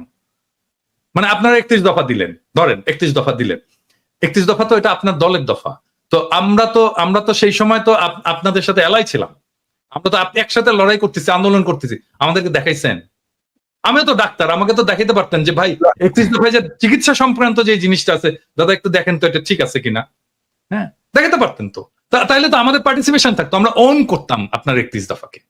কনক স্যার আপনি ওন করতেন, ইলিয়াস তুমি ওন করতা, তো আমাদেরকে ওন করার সুযোগ দিলেন না তো। আমি একই জিনিস বলবো আমি জামাতকেও, একই জিনিস বলবো জামাতকেও। মানে তারা ইন্ডিভিজুয়ালি ফোন করে। এখন আমি শিওর যে জামাতের আমি তো খুবই মাইডিয়ার লোক, সবাইকে ফোন টোন করে, আমাকে ফোন করে। কিন্তু এটা তো ফোন করে উনি বলেন কি আপনার শরীর কেমন আছে দাদা, বাড়ির সবাই ভালো আছে। আমি তো শফিক ভাইয়ের কাছ থেকে এগুলো শুনতে চাই না, আমি শুনতে চাই পলিটিক্স, রিয়েল পলিটিক্স শুনতে চাই। হ্যাঁ, ব্যক্তিগত সম্পর্ক আপনার সাথে থাকবে, মানে আমরা যখন রাজনীতি থেকে বিদায় নেবো, অ্যাক্টিভিজম থেকে বিদায় নেবো, তখনও থাকবে আপনাদের সাথে, সেটা অসুবিধা নেই। আমি শুনতে চাই পলিটিক্স, আপনার প্রোগ্রাম, আপনি নির্বাচনে কি মেসেজ নিয়ে যাবেন, আগামীতে আপনি ভারতের সাথে কিরকম সম্পর্ক রাখবেন, হ্যাঁ, আপনি আমেরিকার সাথে কিরকম সম্পর্ক রাখবেন, চীনের সাথে কিরকম সম্পর্ক রাখবেন, রাষ্ট্রটাকে কিভাবে গড়বেন, সংবিধানে কি কি পরিবর্তন আনবেন, মানুষের জীবনে কিভাবে, এই বাংলাদেশে যেভাবে হাসিনা যেভাবে ইসলামোফোবিয়ার চাষ করছে, এটাকে কিভাবে ফাইট করবেন, আন্তর্জাতিক ক্ষেত্রে আপনি ফিলিস্তিনের প্রশ্নে কি স্ট্যান্ড নেবেন, আমি তো জানতে চাই। হ্যাঁ, এই জিনিসগুলো তো জানতে চাই। এই জিনিসগুলো আমাদের সাথে কথা বলার কথা। আমার তো ভাই বাংলাদেশে আমার তো কোনো ফাইন্যান্সিয়াল ইন্টারেস্ট নাই, আমার কোনো ব্যবসাপাতি নাই, আমার চাকরি বাকরি নাই, তাই না? ওইখানে তো আমাদের সকলের তাই না? আমাদের চাওয়া তো একটাই, বাংলাদেশের মানুষ ভালো থাকুক, দেশটা ভালো থাকুক, দেশটা প্রোটেক্টেড থাকুক, দেশের স্বাধীনতা সার্বভৌমত্ব প্রোটেক্টেড থাকুক, এটা আমরা চাই। এইটার জন্য আমাদের সাথে কথা বলতে অসুবিধা কোথায় আপনাদের? হ্যাঁ, তবে দাদা ধরেন আমি যেটা দেখছি আর কি, ওনারা এখনো সেই 2001-এর যে রাজনীতি, সেই রাজনীতি ওনাদের মাথায় আছে। মাঝখানে যে 24 বছর পার হয়ে গেছে এটা অনেকেরই খেয়াল নাই। এবং ধরেন যে ওনারা যে কথায় কথায় ধরেন আওয়ামী লীগের স্টাইলে আর কি, যে আমার পক্ষে না, আমার পক্ষে বলতেছে না, বা আমার যে দাবি সেটা সমর্থন করতেছে না, তার মানে এ হচ্ছে আমার বিপক্ষে, এ আমার বিপক্ষে দল, এ আমার ক্ষতি চায়, এরা এই করতে চায়, ওই করতে চায়। এবং আপনি দেখবেন যে একটা সময় আওয়ামী লীগ যে ভূমিকা ছিল, ক্রমশ বিএনপি সংঘবদ্ধভাবে সেই ভূমিকা অবতীর্ণ হচ্ছে। আর কিছু কিছু নেতাও যে হাসিনার স্টাইলে বলার চেষ্টা করছেন, বা কেউ কেউ বলছেন যে ইউটিউব নাকি আমরা করতেছি, টাকা কামাচ্ছি। আরে বেটা, তুই একটা কমিটি বাণিজ্য করে যে টাকা কামাস, আমরা 1 মাসে ইউটিউব করে তার 10 ভাগের 1 ভাগ আমাদের এই ফান্ডে ঢুকে না, আমরা পাই না। বা আমাদের আমি ইলিয়াস আমাকে ওর দুঃখের কথা বলতেছিল যে ওর কত টাকা ওর ধার, এবং ওর পিছনে কিভাবে এগুলো মানে কনক, আমি তো এখানে রিফিউজি হয়ে ঢুকছি, হ্যাঁ, আমার এখানে মাসে আমাকে রিফিউজি ভাতা দিত 380 ইউরো মতো, 380 ইউরো। এবং 380 ইউরোতে তো ইউরোপে তো খাওয়া দাওয়া হয় না, হ্যাঁ, খাওয়া যায় না, খাবারের ইয়ে হয় না। তো আমাকে ইয়ে করতে হতো যে আমি কিভাবে 380 ইউরোর মধ্যে খাবার আছে, খাবার ছাড়াও তো আরো কিছু চুল কাটতে হয়, তাই না, আমাকে জামা কাপড় কিনতে হয়, এই জিনিসগুলো তো আছে। তো এই সমস্ত বাদ দিয়ে আমি চেষ্টা করতাম যে 200-250 ইউরোর মধ্যে যেন আমি খেতে পাই, সেটাও কিন্তু সম্ভব হতো না। এবং আমি কি করতাম জানেন, আমি এই যে আমি যে সবাই জানি যে ডিপার্টমেন্টাল স্টোর গুলোতে, সুপার মার্কেটে নেয়ার এক্সপায়ারি প্রোডাক্ট গুলো খুব কম দামে রাখে আর কি, কম দামে মাংস টাংস সবজি ইত্যাদি রেখে দেয়, একটা স্পেস আছে যেখানে নেয়ার এক্সপায়ারি জিনিস রাখে খুব অল্প দামে। আমি ওই জিনিসগুলো কিনে খাইছি আমি রিফিউজি লাইফে। হ্যাঁ, কেউ কোনোদিন জিজ্ঞেস করেনি যে আপনি কিভাবে আছেন, আপনার কিভাবে চলে, আপনি কিভাবে পান, আপনার খাওয়া দাওয়া কিভাবে, আপনি কি খাইছেন আজকে না। তখন তো দাদা ওনাদের ওই ইনকামটা ছিল না। এখন যে ইনকামটা হয়েছে, যে বলেছেন যে আপনাদের প্রয়োজন হলে চাঁদা তুলে আপনাদেরকে দিবেন, এটা তো ছিল না তখন ওনাদের। আমাদেরকে চাঁদা তোলার যদি ওনার সামর্থ্য থাকে, চাঁদা তুলে উনি শহীদ পরিবারগুলোকে দিক, এখনো তো দিতে হয় আমাকে দিতে হয়। আমি তো কয়েকটা শহীদ পরিবারের দায়িত্ব আসলে কোন চাঁদাটা আমি বুঝতে পারিনি। এটা কি এমনিতেই মানে মানুষের কাছে চেয়ে, নাকি যে চাঁদা নিয়ে মানুষ এখন কথা বলছে বিভিন্ন টেম্পো স্ট্যান্ড কিমি বলে, এগুলোর ওই চাঁদা কিনা, এটা আমাদের জানা না। উনি তো মির্জা আব্বাস তো প্রথম থেকে চাঁদাবাজ। ওনার যে সম্পদ, আজকে তো ভিডিও করছে, আমি জানি না দেখছো কিনা, ওনার যে হিস্ট্রি, ওনাকে দেখাতে হবে উনি কিভাবে ব্যাংকের মালিক হইছেন। এই জন্য না যে উনি আমাদের বিরুদ্ধে বলছেন, এটা প্রত্যেককেই দেখাতে হবে। মানে নির্বাচন আসুক, প্রত্যেকে নির্বাচনের যারা prominent candidate, respective of Jamaat, BNP, যে দলই হোক না কেন, সেই দলের, এমনকি এনসিপি, ছাত্রদের দল, প্রত্যেককে দেখাতে হবে যে তুমি যে নির্বাচনের খরচটা করছো, তোমার যে সম্পদ, এই সম্পদের উৎসটা কোথায়, এটা দেখাতে হবে। ইলিয়াস, আপনার কাছে শুনি। আর দাদা, আপনি তো আপনার কথা বললেন, আমার বিষয়, আমরা তো ইলিয়াস আর আমি তো কাছাকাছি একই শহরে পাশাপাশি থাকি। মানে স্ট্রাগলটা কিভাবে হয়েছে, কাউকে কখনো কি পাশে পাইছি আমরা? এখন যত বড় বড় মসমস কথা বলতেছি, কিভাবে করছি, কিভাবে আমরা মানে এত কিছুর পদ্ধতি কাজ করে যাচ্ছি, মানে সেই জায়গাটায় ধন্যবাদ না দিয়ে মুখে মুখে বলছে আহা উহু বলছে, কিন্তু এই যে হ্যাঁ কোনো সাপোর্ট তো নাই।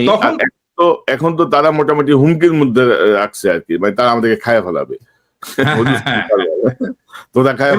এবং সেই সময় বুঝছেন, মানে সেই সময় যদি কেউ দাওয়াত দিত না, আমি কিন্তু হ্যাংলার মতো খাইতে যেতাম, কারণ ওই যে একবেলা খাবারের খরচ আমার কমবে। হ্যাঁ, অনেকের ইয়েতে যেতাম, যে যেই খাবারের দাওয়াত দিত আমি যেতাম, যে খাইতাম। আর দাদা, আমি তো ইলিয়াস যে খুব ভালোভাবে জানে, আমি তো আমেরিকা যে আসতেছি, আমি এসে ইলিয়াসের এখানে উঠছি।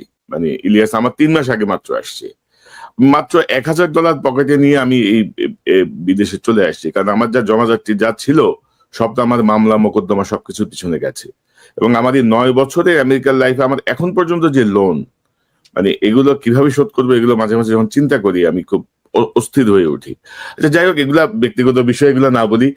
ইলিয়াস, আপনি কিভাবে দেখছেন এই যে ধরেন, আমি যেটা বলছিলাম যে রাজনীতিবিদ যে এখনো মনে করছে 2001 সালের তারা আছে, নতুন যে 7 কোটি ভোটার, এই বিষয়টা তাদের মাথায় আদৌ কাজ করছে কিনা, এইরকম একটা বিপ্লব তারা বুঝতে পারছে কিনা যে নতুন প্রজন্ম আসলে কি চায়, সেই জায়গাটায় ধরেন আমরা ডক্টর ইউনূসকে সমর্থন করছি, কারণ তিনি যেন একটু সংস্কারটা করে দিয়ে যান, হাসিনার বিচারটা করে দিয়ে যান। সেই জায়গাটায় আপনার পর্যবেক্ষণটা, আপনার বক্তব্যটা একটু শুনি আমরা। ইলিয়াস, আনমিউট করেন। আমার অ্যালার্জিতে খুব সমস্যা হচ্ছে, খুব শর্টে বলে শেষ করি। সেটা হচ্ছে যে ধরেন আমি কথাগুলি কখনো বলি নাই, আজকে যেহেতু 3 জন আছে তো 3 জনকে নিয়েই কথাগুলো বলি। ধরেন পিনাকিদা যে কথাটা বললো যে আমরা বিএনপির শত্রু না, আমরা জিয়াউর রহমানের যে আদর্শ, সেই আদর্শকে আমরা পছন্দ করি এবং সেই অনুযায়ী বাংলাদেশের রাজনীতি পরিচালিত হোক, সেটা আমরা চাই। খালেদা জিয়া দেশ চালিয়ে, তারেক রহমান তো দেশ চালান নাই কোনোদিন, যেহেতু খালেদা জিয়ার দেশ চালানো আমরা দেখেছি। খালেদা জিয়ার যেই পদ্ধতি, খালেদা জিয়া এই দেশকে নিয়ে ভারতের ব্যাপারে তার যেই চিন্তা চেতনা পলিসি ছিল, সেইটাকেও আমরা একদম 100% আমরা সাপোর্ট করি। তো বিএনপির সাথে এখন আমাদের হঠাৎ করে সমস্যাটা হয়ে গেল কেন? ধরেন আমার কথা যদি আমি বলি, আমি এই 5 তারিখের পর থেকে আজ পর্যন্ত আমার কাছে মানে কনক ভাইও জানেন এই বিষয়গুলো, ওনার কাছেও আসে, আপনার কাছে তো আপনি তো পিনাকিদা তো অলরেডি মানে বলেই যাচ্ছেন, বিভিন্ন জায়গা থেকে অভিযোগ একটাই, যারা আওয়ামী লীগের লোকজনের সাথে মিলেমিশে থাকতো তারা এখন উপরে, তারা এখন ওই চাঁদাবাজিগুলো করছে, তারাই সবকিছু দখল নিয়ে তাদের মতো করে চালাচ্ছে। সব জায়গায় একই অবস্থা। বিশ্বাস করেন বিএনপির ভাইয়েরা আমার কাছে যত জেলার যত আসনের খবর আমার কাছে এসছে, আমি যদি একটা একটা করে খালি আমার আসনের কথা বলি, আমার চুয়াডাঙ্গারই যে অবস্থা সেটা নিয়ে আমার সবকিছু করা শেষ, নিউজ বানানো শেষ, খালি দিচ্ছি না আপনাদের জন্য। কেন জানেন? কারণ আমরা যদি এখন বিএনপিকেই করি, ধরেন বিএনপি চাঁদাবাজি নিয়ে কথা হচ্ছে, আপনি অস্বীকার করতে পারবেন? আমরা বলি না, আমার চ্যানেলে আমি মনে হয় না আমি কেউ কোনোদিন শুনেছেন আমার মুখ থেকে আমি বলেছি যে বিএনপি চাঁদাবাজি করছে, কিন্তু করছে না। আপনি নিজে চিন্তা করেন না, আজকে দেশের যে অবস্থা, ডক্টর মোহাম্মদ ইউনূস থাকবে না, একটা নির্বাচন দিবে, আপনাদের একটা শক্তিশালী একটা অপোজিশন আছে, আপনাদের সেই কম্পিটিটররা এত শক্তিশালী যে সোশ্যাল মিডিয়াতে যদি আপনি আজকে জামাত ইসলামের একটা পোস্ট করেন, বিএনপির একটা পোস্ট করেন, আমি মানে মিথ্যা কথা বলছি না, আমি একদম সত্য, আপনারা দেখেন সোশ্যাল মিডিয়াতে সব জায়গাতে দেখি বিএনপির লোকজন ওইখানে হারে। হয়তো হইতে পারে যে শিবিরের লোকজন বোধহয় বেশি এই অ্যাক্টিভ সোশ্যাল মিডিয়াতে, হইতে পারে, এটা একটা কারণ। কিন্তু আপনার মাঠের কথাও তো চিন্তা করতে হবে, একটা অপোজিশন তো আছে, এরকম তো না যে শেখ হাসিনার মতো 2014, 18, 24 নির্বাচনের মতো আপনি নির্বাচন করবেন, সেটা তো সম্ভব না। আপনাকে তো ফাইট করতে হবে। যদি ফাইট করতে চান, যেই এলাকায় গিয়ে আপনি ভোটটা চাবেন, ওই বাজারটাই যে একটু শোনেন তো মানুষের কাছে যে কারা চাঁদাবাজি করছে।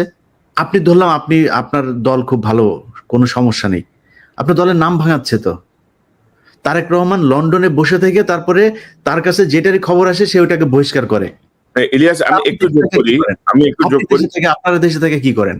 ইলিয়াস, আমি একটু যোগ করি, গত 8 মাসে প্রায় 1700 নেতাকে বহিষ্কার করেছে বিএনপি। কিন্তু বিভিন্ন জায়গা থেকে অভিযোগ আছে যে ভাই অনেকেই করছে যাদের কোনো পদ নাই, যাদেরকে বহিষ্কারের কোনো সুযোগ নাই, এবং তারা আওয়ামী লীগ করতো, তারা আগে আওয়ামী লীগের সাথে ছিল, সেই মানুষগুলোকে করছেন। এখন এই যে জিনিসগুলো হচ্ছে, এটা তো আপনার দলের সমস্যা হচ্ছে।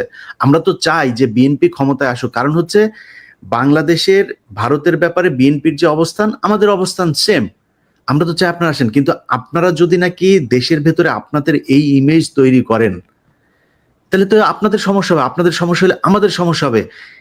যেইভাবেই বলেন, ডক্টর ইউনূসের অনেক বিষয়ে আমার এই মন্ত্রিসভা, ওনার যে উপদেষ্টা পরিষদ, আমি ফারুকি, তারপরে হচ্ছে গিয়ে আসিফ নজরুল, এদের কিনা আমার একদম চরম আপত্তি আছে। আমাদের অনেকের সারা দেশের মানুষের আছে আপত্তি, আমরা ওইখানে তাদের নিয়ে সমালোচনা করি। কিন্তু দেখেন এই যে আজকে যে আলোচনা, এই আলোচনার ভিতরে আমরা ডক্টর মোহাম্মদ ইউনূসের ব্যাপারে একটা বাজে কথা বলেছি, তার যে আমরা ফেসবুকে পোস্ট করেছে, চীনে গিয়ে তার যে সফলতা, থাইল্যান্ডে গিয়ে তার যে সফলতা, দেশে যে সফলতা দেখাচ্ছেন, রিজার্ভ নিয়ে, ঈদ নিয়ে, মনে হয় আজকে জীবনের প্রথম পুলিশ নিয়ে ভালো একটা রিপোর্ট করেছে। আমি কালকে আমার এখানে পোস্ট করেছি। কেন করলাম? এই সরকারকে আমরা চাই হাসিনা ছাড়া একটা অবস্থা বাংলাদেশে বিরাজ করুক। এখন আপনারা যদি মনে করেন, আপনাদের বিএনপির দেখেন কথাবার্তাগুলো দেখেন, আমরা ভারতের সাথে সমস্যা চাই না, আমরা আওয়ামী লীগের চাই না, আওয়ামী লীগ নিষিদ্ধ হোক চাই না। এটা নিষিদ্ধ হওয়া, আওয়ামী লীগের বিএনপির এবার এমপি হবে, এরকম লোকজনও টকশোতে যায় বলছে। উনারা কারা আওয়ামী লীগকে নিষিদ্ধ করা? মনে হচ্ছে উনি আওয়ামী লীগের একজন লোক। আপনাদের কথা তো জনগণের বিরুদ্ধে যাচ্ছে। আমি তো ফারজানা রূপা না, আমি তো শাবান মাহমুদ না, আমি ইকবাল সুবানো না। সো আপনি মনে করেন না আপনার কথাবার্তা জনগণের বিরুদ্ধে যাবে, আর আমার যে সম্মানটুকু আমি অর্জন করেছি সেটা আপনার কারণে ন্যাংটা হয়ে তারপরে আপনার দলের পক্ষে কথা বলতে হবে, এটা আমি বলবো না, কখনই বলবো না। আপনার বিরুদ্ধে বলছি না একটা কারণে, সেটা হচ্ছে যে আমরা চাই যে বিএনপি চুরি বাটপারি যাই করুক, ভারতের ব্যাপারে তাদের একটা অবস্থা, এবং তারেক রহমান যদি দেশে ফিরে যায় এই চিত্রটা পরিবর্তন হবে, ওই কারণে বলছি না, অন্য কোনো কারণ না। আপনাদের এই কেন্দ্রীয় নেতাদের অনেক ন্যাংটা করে দিতে পারি, খালি করি না ওই কারণে। তো আমাদের বিষয়টা বুঝতে হবে। আর পিনাকিদা আজকে একটা পোস্ট করেছে, সেই পোস্টার কথা বলি।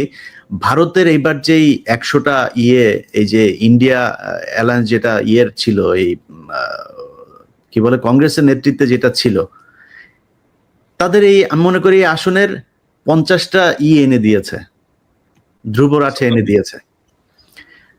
তো সোশ্যাল মিডিয়া কিন্তু ওয়ার্ক করে এখন, ইট ম্যাটার্স। অতএব আপনাকে মাথায় রাখতে হবে যে মানুষকে এত অবজ্ঞা করে কথাবার্তা বলা ঠিক না। মানুষ এখন ভোট চাইতে ঘরে ঘরে যাবে না, মানুষ সোশ্যাল মিডিয়াতে, ফেসবুক, ইউটিউবে মানুষ ভোট দেওয়ার সিদ্ধান্ত নেবে, তার মাথায় ঢুকবে কি হচ্ছে সব দেখে তো মানুষ। সো সমস্যাটা আপনাদের সমাধান করতে হবে। নতুন করে যাদেরকে বিএনপি মনে করে, বিএনপির বিশাল ধ্বজভঙ্গ বাহিনী একটা তৈরি করেছেন সোশ্যাল মিডিয়াতে, নিজেরা এসে তারপরে বলছে, তাদের অনেকে কান ধরে তারপরে উঠবোস করে এই আওয়ামী লীগের পক্ষে যোগ দিয়েছিল। আজকে যে মনির হায়দারের কথা বলেন, সেই মনির হায়দার 2 দিন আগে এখানে আওয়ামী লীগের লোকজনের সাথে বৈঠক করেছে, কার কার হত্যা মামলা থেকে করা যাবে তাদের তালিকা নিয়েছে, সেগুলো তিনি আশ্বাস দিয়েছেন বিবেচনা করা হবে তার উপদেষ্টা, প্রধান উপদেষ্টার সাথে কথা বলে। আলহামদুলিল্লাহ, ছবি আছে, কালকে নিউজ দিব আমার, এটা কাদের সাথে, যুক্তরাষ্ট্র ছাত্রলীগের প্রেসিডেন্টের সাথে তার বাসায় বৈঠক করেছে তিনি, সেইখানকার ছবি আছে, কালকে যাবে আমার এখানে সেই নিউজ। এটা করছেন আপনি। শাহেদ আলম, সেই শাহেদ আলমকে কার লোক আমরা চিনি না, তারা এখন আপনাদের লোক, তারা এখন নাকি তারা বিএনপির পক্ষ নিয়ে কথা বলে। অথচ তারেক এই শাহেদ আলম কয়দিন আগে বলেছে তারেক রহমানকে সে চিনে না, কি যেন এই মনির হায়দার আর শাহেদ আলম দুইজন পাশাপাশি চেয়ারে বসে টক শো করেছে, যে কি যেন লন্ডনে কে যেন একজন আছেন, কে যেন একজন আছে সাধারণ সম্পাদক, তারা আজকে বিএনপির লোক ভাই, আর আমরা হচ্ছে বিএনপি বিরোধী লোক। আরে ভাই আপনি আমাদের ধাক্কাইলে তো মির্জা ফখরুল তো বিএনপি না, মির্জা ফখরুল নিজে আওয়ামী লীগের। সো মির্জা ফখরুল আমার ধাক্কাইলে কি আমি জিয়াউর রহমানকে অবজ্ঞা করে কথা বলবো, আমি খালেদা জিয়াকে অবজ্ঞা করে, তারেক রহমানকে অবজ্ঞা করে কথা বলবো? আপনি এত বলদ পেয়েছেন, কথা বলবো না, সমস্যা নাই, কিন্তু ধাক্কায় একদিকে পাঠান কেন রে ভাই? আমি জীবনে কোনদিন আওয়ামী লীগ করবো নাকি? আপনি যত কিছুই করেন, আনলেস আপনি ইন্ডিয়ার পক্ষে কোনো অবস্থান নিচ্ছেন, আপনার বিরুদ্ধে আমি কখনোই যাব না। চুরি আমি এই 5 বছর আগেও বলেছি, আজকেও বলছি, 5 বছর পরেও বলবো। চুরি বিএনপির আজকে অনেক জায়গায়, ধরেন কিছু প্র্যাকটিক্যাল কথাবার্তা বলি, ধরেন একটা হাটের ইজারা আওয়ামী লীগের নেতাদের হাতে ছিল, আওয়ামী লীগ পলাতক, এখন ওই হাটটা তো চলতে হবে, হাট তো আর ডক্টর ইউনূস জিয়া চালাবে না, স্বরাষ্ট্রমন্ত্রী চালায় না, বাণিজ্য মন্ত্রী চালায় না, তো হাটটা চালাবে কারা? এখন ইজারা যে নিয়েছিল সে পলাতক, আর বিএনপির লোকজন যা ওইখানে ওইটা দখলে নিয়েছে, তারা গিয়ে এখন ওইটার করে। এখন আপনার এগুলিরও চাঁদাবাজি হিসাবে মিডিয়াতে প্রচার করা হচ্ছে। এখন কেন প্রচার করা হচ্ছে? এর কারণ হচ্ছে, কনক ভাই শুরুতে একটা কথা বলেছেন যে মিডিয়া সেইভাবে প্রচার করছে না। আপনি তো মিডিয়ায় সব জায়গায় তার লোক বসায় রেখেছেন, সে করবে কেন? সে তো বলে না, তার কাজ ছিল হাসিনার যখন কিনা বাথরুমের চিপায় বসে ওই যে সুনাকের সাথে মধ্যে সোফার চিপার মধ্যে বসে একটা ছবি দিল, সারা দেশের আরে বাবা বিরাট আকার, বাইডেন একটা সেলফি তুললো, সেটা নিয়ে কি মার্কেটিং করলেন, এখন করেন না কেন? ওরে নিয়ে ইউনূসে নিয়ে মানে চীন যে মানে সম্মান দিয়েছে, এটা যদি হাসিনারে দিত আর কি করতেন আপনারা? তো সেটা করে না কেন? এর করে না কারণ কি? কারণ কি ওই জায়গাগুলোতে এখনো তাদের লোক বসানো। ভাই ওইটা ঠিক করেন, ওগুলি যদি ঠিক করেন, পিনাকি, ইলিয়াস, কনক সারোয়ার এদের কাছে আসতে হবে না মানুষরে। আপনি যখন দেখবেন যে সোশ্যাল মিডিয়ার আমাদের 5 মিলিয়ন সাবস্ক্রাইবার কেন, কিসের জন্য? মানুষ দেখছে কেন আমাদের ভিডিও? কিছু আছে নিশ্চয়ই। আপনি মানুষের যদি গলা টিপে, অনেক মানুষ আছে, আমি নাম আর আজকে ধরলাম না, এই যে মির্জা ফখরুলের ঘর জামাই ফাহাম আব্দুল সালাম থেকে শুরু করে বহুত আছে। আমারটা আমি বলছি, আমার বক্তব্য পিনাকিদা বা কনক সারোয়ারের না, আমারটা আমি বলছি যে এই অনেক গজানো লোকজন আছে, তাদেরকে এখন সম্মান করে চলতে হবে। কেন মানুষ আমার কথা শুনে, কেন কনক সারোয়ারের কথা শুনে, কেন পিনাকি ভট্টাচার্যের কথা শুনে, এইটা তাদের সমস্যা। আর ভাই কেন আপনারটা শোনেন না, সেটা আপনার সমস্যা। আপনি চিন্তা করেন আপনি কি বলবেন, কি বলা উচিত, কেমনে চলা উচিত। শোনে না কেন, আমারটা শোনে কেন, সেইটাও বাংলাদেশের মানুষ হলো গন্ড মূর্খ, বুঝে না। পিনাকি, ইলিয়াস, কনক সারোয়ার এরা হচ্ছে পীর সাহেব, তা এখন এদেরকে আপনি বুঝাবেন কেমনে? এটা নিয়েও শত্রু। সকালবেলা ঘুম থেকে ওইটা দেখি, ওই লন্ডনের একজন পোস্ট করে বসে আছে যে আমারে নিয়ে, আমি আপনার কনক ভাইয়ের নাম নাই, আমার আপনার নাম আছে, আমরা হইলাম গিয়া নাকি কি করছি। কয়েকদিন আগেও সে ফোন করলো, কি সুন্দর মিষ্টি মিষ্টি কথা। এখন ফোন করে, ধরেন 2বার ফোন করে, 3বার ফোন করার পরে হয়তো ধরতে পারি না, একবার ফোন করে। ভাই ফোন ধরবো কয়টা? সময় পাই না তো। এটা আপনারা বুঝেন যে আপনাদের কাছে কি পরিমাণে ফোন আসে। এখন আমার কাছে ধরেন একজন উপদেষ্টা আমার সাথে কথা বলছে, এখন একজন পুলিশের একজন ডিসি আমাকে ফোন করলেন, আমি কাটটা কেটে কাটটা দুইজনই তো গুরুত্বপূর্ণ। আমাদের তো গুরুত্বপূর্ণ অনেক মানুষের সাথে কথা বলা লাগে, কথা বলি, এর মধ্যে একটা ফোন মিস হয়েছে, ফোন দিতে পারি না, নিজের ব্যক্তিগত কাজ আছে। এখনো তো ভাই গাড়ি চালাই, অত ধান্দাবাজি করে তো খাই না, এখনো সপ্তাহে একদিন গাড়ি চালানো লাগে। তা আপনি আপনি কি মনে করেন যে আপনার মানে এই করবেন, যা মনে চায় তাই বলবেন, আপনাদের মতো করে চলতে হবে, না চললে আবার বিরুদ্ধে কথা বলবেন? তবে যাই হোক, তবে এগুলি yes, বিষয়ে yes, বলেন, খুবই- আমরা শেখ হাসিনার চোখ রাঙানিদের পাত্তা দিই নাই, 2 পয়সা তোয়াক্কাও করি নাই। শেখ হাসিনার মতো একটা ফ্যাসিস্ট বর্বর শাসক, শেখ হাসিনা না, শেখ হাসিনা এবং মোদির উভয়ের চোখ রাঙায়নি কেউ। উভয় যে চক্র পাত্তা দিই নাই। তো এখন এই নতুন নতুন নব্য বিএনপির নেতারা যারা ক্ষমতায় যাওয়ার স্বপ্ন দেখছে, তাদের চোখ রাঙানি আমরা তোয়াক্কা করবো, এটা তারা ভাবে কি করে, এটাই তো বুঝি না। তো আমরা অনুষ্ঠানের শেষ দিকে আমরা একটা প্রসঙ্গ নিয়ে কথা বলতে চাই দাদা। ডক্টর ইউনূসের যে ক্যারিসমাটিক নেতৃত্ব, সেটা কিন্তু পরবর্তী যে রাজনৈতিক নেতৃত্ব বাংলাদেশের রাষ্ট্র ক্ষমতায় আসবে, তাদের কাজকে ক্রমশ কঠিন করে দিচ্ছে। মানে গুড গভর্নেন্স বলতে যা বোঝায়, একজন শাসকের যা করা উচিত, সেই জায়গাটায় আমার মনে হয় যেন সবাই শঙ্কিত। এবং আমি একবার বলছিলাম, বুকে পাথর চাপা দিয়ে অনেকের বুকের সে পাথর এখন পাথর এবার পাহাড় হয়ে গেছে, পাহাড়ের পাথর। তো এগুলো কিন্তু কঠিন করে দিচ্ছেন, কিন্তু উনি কিন্তু সবকিছু কঠিন করে দিচ্ছেন। আপনি দেখেন একটা পাজামা পাঞ্জাবি, একটা স্নেকার্স আর একটা কটি লাগাই উনি পুরো দুনিয়া মাথায় বাড়াচ্ছেন। এবং কোনো কিছুই নাই, দেখেন তার মধ্যে কিন্তু ওরকম কোনো এক্সপোজারও নাই। তো এই বিষয়গুলো কিন্তু মানুষকে খুব টাচ করছে এবং ক্রমশ কঠিন করে তুলছে পরবর্তী রাজনীতিবিদদের। তো আমরা এদের জন্য আপনার কোনো বক্তব্য আছে কিনা? পাশাপাশি ডক্টর ইউনূস কিন্তু তার এই কৃতিত্বের একটা জায়গায় কিন্তু ক্ষতিগ্রস্ত করছেন তার এই উপদেষ্টা পরিষদ দিয়ে। মানে মানে কমপক্ষে 15 জনকে তার আরো 6 মাস আগে ঘাট ধরে বের করে দেওয়া উচিত ছিল, মানে ফর ইনক্যাপাবিলিটি অর ইনএফিসিয়েন্সি অর সবকিছু মিলায়।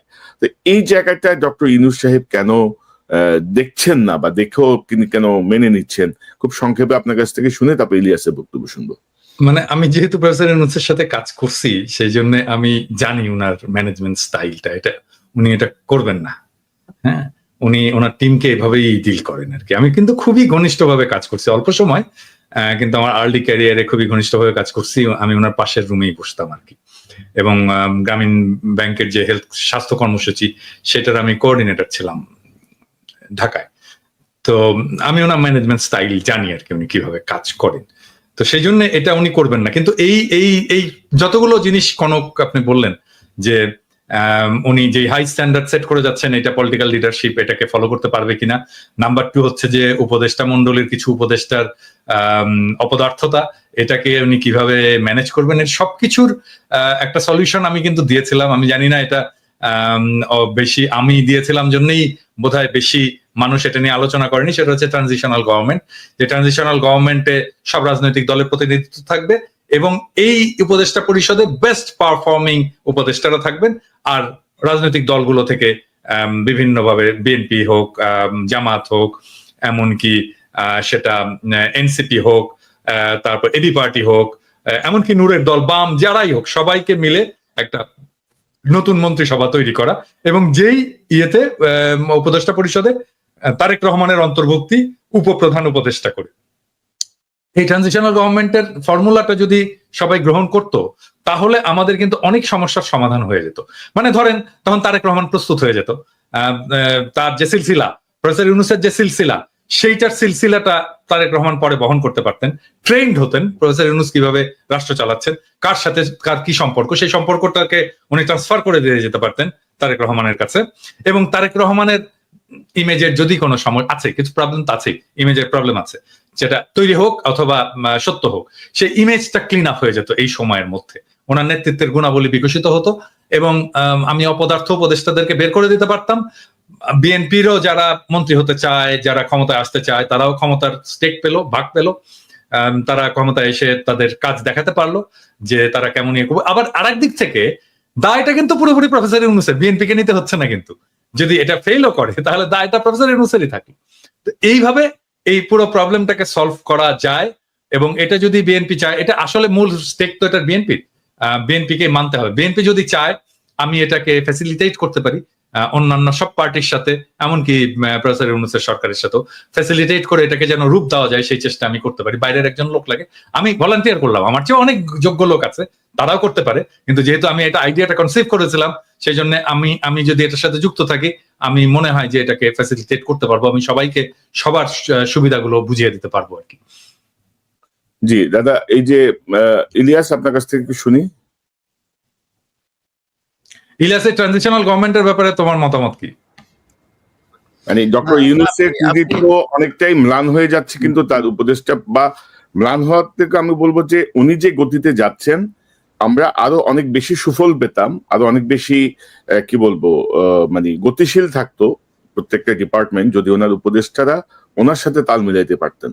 মানে উনি 84-85 বছর বয়সে যে গতিতে যাচ্ছেন, ওনার মাথা যে গতিতে কাজ করছে, তার থেকে মানে অনেক গুণ, মানে উনি 100%, উনি যদি 80% দেন, ওনার উপদেষ্টা পরিষদের কমপক্ষে 15% দিতে পারছেন না। তো সেই জায়গাটা উনি এই দায়টা কেন নিচ্ছেন বা কি করণীয়, ইলিয়াস আপনি কি মনে করেন? না, ওনার ধরেন যেটা আপনি গতির কথা যেটা বলছেন, সেই গতির চাইতেও সবচেয়ে বড় জিনিস হলো আমার মনে হয় কি, যে এই ডক্টর ইউনূসের কিছু কিছু জায়গায় উনি আসলে আমার ধারণা যে উনিও তো বয়স হয়েছে, আন্তর্জাতিক বিষয়গুলো দেখতে গিয়ে, অর্থনৈতিক এই বিষয়গুলো দেখতে গিয়ে উনি দেশের অভ্যন্তরীণ, বিশেষ করে যেমন স্বরাষ্ট্র মন্ত্রণালয়, আইন মন্ত্রণালয়, এইসব মন্ত্রণালয়গুলোর ব্যাপারে ওনার মনে হয় মানে সময় দেওয়ার সুযোগ কম। আমি মনে করি যে ওনার আশেপাশে এই যে প্রথম আলো, ডেইলি স্টারের যেই যেই যেই বলয় আসিফ নজরুলের যেই প্যারালাল আর একটা গভর্নমেন্ট আসিফ নজরুল তৈরি করেছে, এই জায়গাটা দেখেন, আমরা অনেক সমালোচনা করি দেশের মানুষের, আমি আজ পর্যন্ত কাউকে দেখি নাই যে এর সমালোচনা ওর সময়, কিন্তু কিন্তু ডক্টর মোহাম্মদ ইউনূসের সমালোচনা কেউ করে না। তো আমি শুধু ছোট করে এতটুকুই বলবো যে ডক্টর মোহাম্মদ ইউনূসের উচিত যে ওনার এই জায়গাগুলো ঠিক করা। ওনার এই শেষ বয়সে এসে নিশ্চয়ই উনি ব্যর্থ হতে চান না। উনি যদি ব্যর্থ হতে না চান, এই জায়গাগুলো ঠিক করা দরকার, যাতে এই প্যারালাল গভর্নমেন্ট তৈরি করে যারা আওয়ামী লীগ এবং ভারতের, কালকে একটা কথা শুনলাম যে এই যে মামলাটা বাংলাদেশে চলছে আন্তর্জাতিক অপরাধ ট্রাইব্যুনালে, এই সেম মামলাটা আমাদের আপনার ইয়েতো করার সুযোগ আছে, আন্তর্জাতিক ইয়েতে, আদালতে। তো ওইখানে করার জন্য আসিফ নজরুল দিচ্ছে না, পারমিশন দিচ্ছে না। তিনি কারণ হিসাবে বলেছেন যে এটা নাকি ওইখানে গেলে আমাদের দেশের অভ্যন্তরীণ এই তদন্তগুলোতে সমস্যা হবে, এখানে শাস্তি দিতে সমস্যা হবে। ওইটাতে হইলে আমাদের এখানে সমস্যা কি? আন্তর্জাতিকভাবে যদি নাকি শেখ হাসিনাকে কোনোভাবে পানিশমেন্ট দেওয়া যায় বা বিচার করা যায়, সেটা তো আরো ভালো আমাদের জন্য। তারপরে কয়েকদিন আগে আপনি দেখেছেন যে এই যে সিলভিয়া থেকে শুরু করে আইন মন্ত্রণালয়টা তার নিজের ব্যক্তিগত সহকারী, এটা নিয়ে প্রতিদিনই বলি যে এই শামসুদ্দিন মাসুম, সে ছিল হইলো এবিএম খায়রুল হকের পার্সোনাল সেক্রেটারি, তাকে সে তার কাছে এনে বসিয়ে রেখেছে এবং আইন মন্ত্রণালয়ে শুনুক। আইন মন্ত্রণালয়ে আসিফ নজরুল একদিন ডেকে গোপনে ওইখানকার কয়েকজন বিচারক টিচারক এদের, তারপরে এই সচিব এদেরকে ডাকুক, ডেকে জিজ্ঞেস করুক কি অবস্থা। অনেক জায়গায় আছে একই লোকজন। তো এদেরকে যদি সরানো যায় আমার মনে হয় আরো বেশি ভালো হইতো, মানুষ আরো স্বস্তি পেত। এই তো আর কি। আর আমি বিএনপির ব্যাপারে সবচেয়ে যে বিষয়টা বলবো, যে বিএনপির উচিত হবে যে সোশ্যাল মিডিয়াতে যেসব জিনিসগুলো এখন যাচ্ছে, যেই মানুষ যেসব সমালোচনাগুলো করে, এইসব সমালোচনাগুলোর ব্যাপারে তারা আমার মনে হয় আরো বেশি সিরিয়াস হবে, যে কোথায় কি হচ্ছে, আসলে কি সমস্যাটা হচ্ছে কিনা। কারণ সামনে তারেক রহমান কিন্তু বারবার একটা কথা বলেন যে সামনে নির্বাচনটা অনেক কঠিন নির্বাচন হবে বিএনপির জন্য। সো সেই কঠিন নির্বাচনটা তাদের যদি উতরাতে হয়, তাহলে অবশ্যই তাদের যে অপোজিশন সেটাকে খুব স্ট্রং মনে করতে হবে।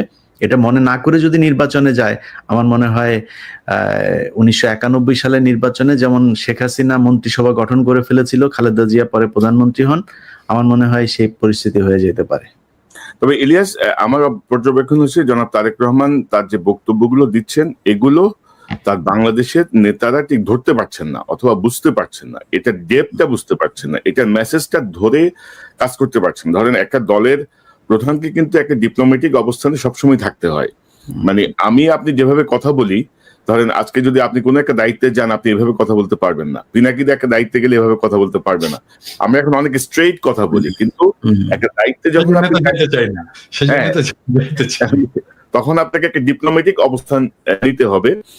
এবং আপনি যেটি বলছিলেন, শুধু আসিফ নজরুল পিএস না, প্রধান বিচারপতি যিনি পিএস, তারা মানে 3 বন্ধু মিলে এখন সুপ্রিম কোর্ট এবং আইন মন্ত্রণালয় চালাচ্ছে। আর আমরা অনেক কথাই বলছি, পিনাকিদা একটা কথা বলে না, ওই যে ইংরেজিতে যেহেতু বলছে নিশ্চয়ই ঠিকই আছে। ঠিকই কইছে। তো এখন আমার মনে হয় যে কিছু মানুষের মধ্যে এই জিনিসটা ছড়াইছে, আমরা যেহেতু কিছু বলছি, নিশ্চয়ই এখানে কোনো অন্য উদ্দেশ্য আছে। নিশ্চয়ই আমরা নির্বাচনকে লম্বা করতে চাই, মানে নির্বাচনকে পিছাইতে চাই, নিশ্চয়ই আমরা মানে এরকম কিছু ভাবনা আমরা দেখতে পাচ্ছি। নিশ্চয়ই আমরা চাই না বিএনপি ক্ষমতা আসুক। আমরা চাই না ক্ষমতা বিএনপি ক্ষমতা আসলে আমাদের সমস্যা কি? আমাদের তো কোনো সমস্যা নাই, তাই না? আমরা তো বসে আছি যে বিএনপি ক্ষমতায় আসলে আমরা দেশে যাব। আমরা অদ্ভুত একটা সময় পার করতেছি, এবং এগুলো বিএনপির লোকজন। আমাদের 30 সেকেন্ড শেষ মন্তব্য দিয়ে আমরা অনুষ্ঠান শেষ করব। সবাইকে ভালোবাসা, আর আমার কিছু নাই। ইলিয়াস? জি না, আপনি ওই আপনার যে এইটা বললেন ওইটার সাথে তো অবশ্যই আমাদের আজকের পুরো আলোচনায় এই বিষয়টা আমরা করি নাই। সেটা হচ্ছে যে জুলাই এই হত্যাকাণ্ডের এই ঘটনায় যারা কিনা হত্যার শিকার হয়েছেন এবং আহত আছেন, তাদের জন্য আমার মনে হয় সরকার কিছুটা উদাসীনতা দেখাচ্ছে কিনা জানি না। সে পরিবারগুলোকে সর্বোচ্চই দেয়া হোক, কারণ তাদের কারণেই আজকে আমরা এই যে নতুন করে কথা বলতে পারছি এবং নতুন করে আমরা নির্বাচনের স্বপ্ন দেখছি তাদের কারণেই। সো তাদের প্রতি সম্মান দেখানো উচিত। আর সবশেষে আপনি যে বিষয়টা বলেছেন যে ওয়াকারের ব্যাপারে, ওয়াকার আমরা যে বিষয়টা মাঝখানে ঘটেছিল যে বিএনপি আমাদেরকে যেভাবে করছে, সেনাবাহিনীর ভেতরেও মনে হচ্ছে একটা পক্ষ আমাদেরকে দেশদ্রোহী বানানোর একটা পায়তারা করছেন। তো আপনাদের ভেতরেও আমাদেরও তো লোকজন আছে, আপনারা অনেকেই চেষ্টা করছেন যে আমরা আমাদের সোশ্যাল মিডিয়া এগুলোকে নিয়ন্ত্রণ করা কিংবা আমাদের ব্যাপারে অন্যদেরকে উস্কে দেওয়ার জন্য এজেন্ট ভাড়া করা, তাদেরকে নিয়মিত মাসিক ভাতা দেওয়া, কাদের দিচ্ছেন এরকম কয়েকজনের নামটাও আমরা জানি। তো আমরা আসলে আমি আমার ব্যক্তিগতভাবে যদি আমার কাছে জিজ্ঞেস করেন, আমি চাই ওয়াকার থাকুক। ওয়াকার সেনা প্রধান হিসাবে ওনার চাইতে আসলে সবকটাকেই তো হাসিনা দিয়ে গিয়েছেন এই জায়গায়। এই জেনারেল যা আছেন, আপনি ওয়াকারের পরে যার কাছে যাবেন সে যে কি হবে সেটাও তো জানি না। সো আমরা চাই, যেহেতু 5 তারিখের একটা কি বলবো যে এটার জন্য ক্রেডিট দিতেই হয়, সেটা তিনি ইচ্ছাই দেখ আর অনিচ্ছাই দেখ, সেই বিতর্কেই যেতে চাই না। কিন্তু ওয়াকার যেহেতু 5 তারিখের এই ঘটনাটার সাথে পজিটিভলি ডিল করেছেন, আপনি থাকেন, কোনো সমস্যা নাই। কিন্তু এই যে আলোচনাগুলো হচ্ছে, এগুলো খুব ভালো আলোচনা না যে আপনি একজনকে ডেকে নিয়ে যায় তারপরে ক্যান্টনমেন্টে বলবেন যে এটা করতে, আপনি আপনার লোকজন বিভিন্ন জায়গায় এখনো পর্যন্ত ইন্টারফেয়ার করবে। আওয়ামী লীগের যেসব সাজানো নাটক, জঙ্গি নাটক, এইসব মামলায় যারা আটক, তাদেরকে বের হতে গেলে সেনাবাহিনীর পরিচয় দিয়ে তারপরে হুমকি দিবে, জাজদেরকে হুমকি দিবে, কারা কর্তৃপক্ষকে হুমকি দিবে। এই জায়গাগুলো থেকে সেনাবাহিনীকে বের হয়ে আসতে হবে। আমরা আপনাকেও সম্মান করতে চাই, আপনি সম্মান রাখেন, তবে ইলিয়াস জায়গায় থাকেন, আমরা সম্মান করবো। কিন্তু অসম্মানের জায়গায় রাখলে আপনি সেনা প্রধান না কে, ওইটা নিয়ে আসলে আমাদের এত বেশি পাত্তা দেওয়ার কিছু নাই। আমরা 5 বছর 10 বছর 15 বছর দেশে যাইনি, দরকার হলে আরো 15 বছর যাব না। আপনি যদি নাকি জনগণের বিরুদ্ধে দাঁড়ান, আমরা আপনার বিরুদ্ধে দাঁড়াবো। মানে ইনক্লুসিভ নির্বাচনের কথা বলা যাবে না। আমরা সেনা প্রধানের কাছ থেকে ইনক্লুসিভ নির্বাচনের কথা শুনতে চাই। আমরা আপনার কাছ থেকে ইভেন আপনার কাছ থেকে কোনো পলিটিক্যাল বক্তব্যই শুনতে চাই না। ক্যান্টনমেন্ট থেকে রাজনীতি বাইরে বের হইতে হবে। এবং রাজনৈতিক দলের নেতাদেরকে নিয়ে যে ঘুটু করা, কথা বলা, এটাও চাই না। এটা আপনার কাজ না। আপনার দেশ রক্ষা কাজ, সেটা করে।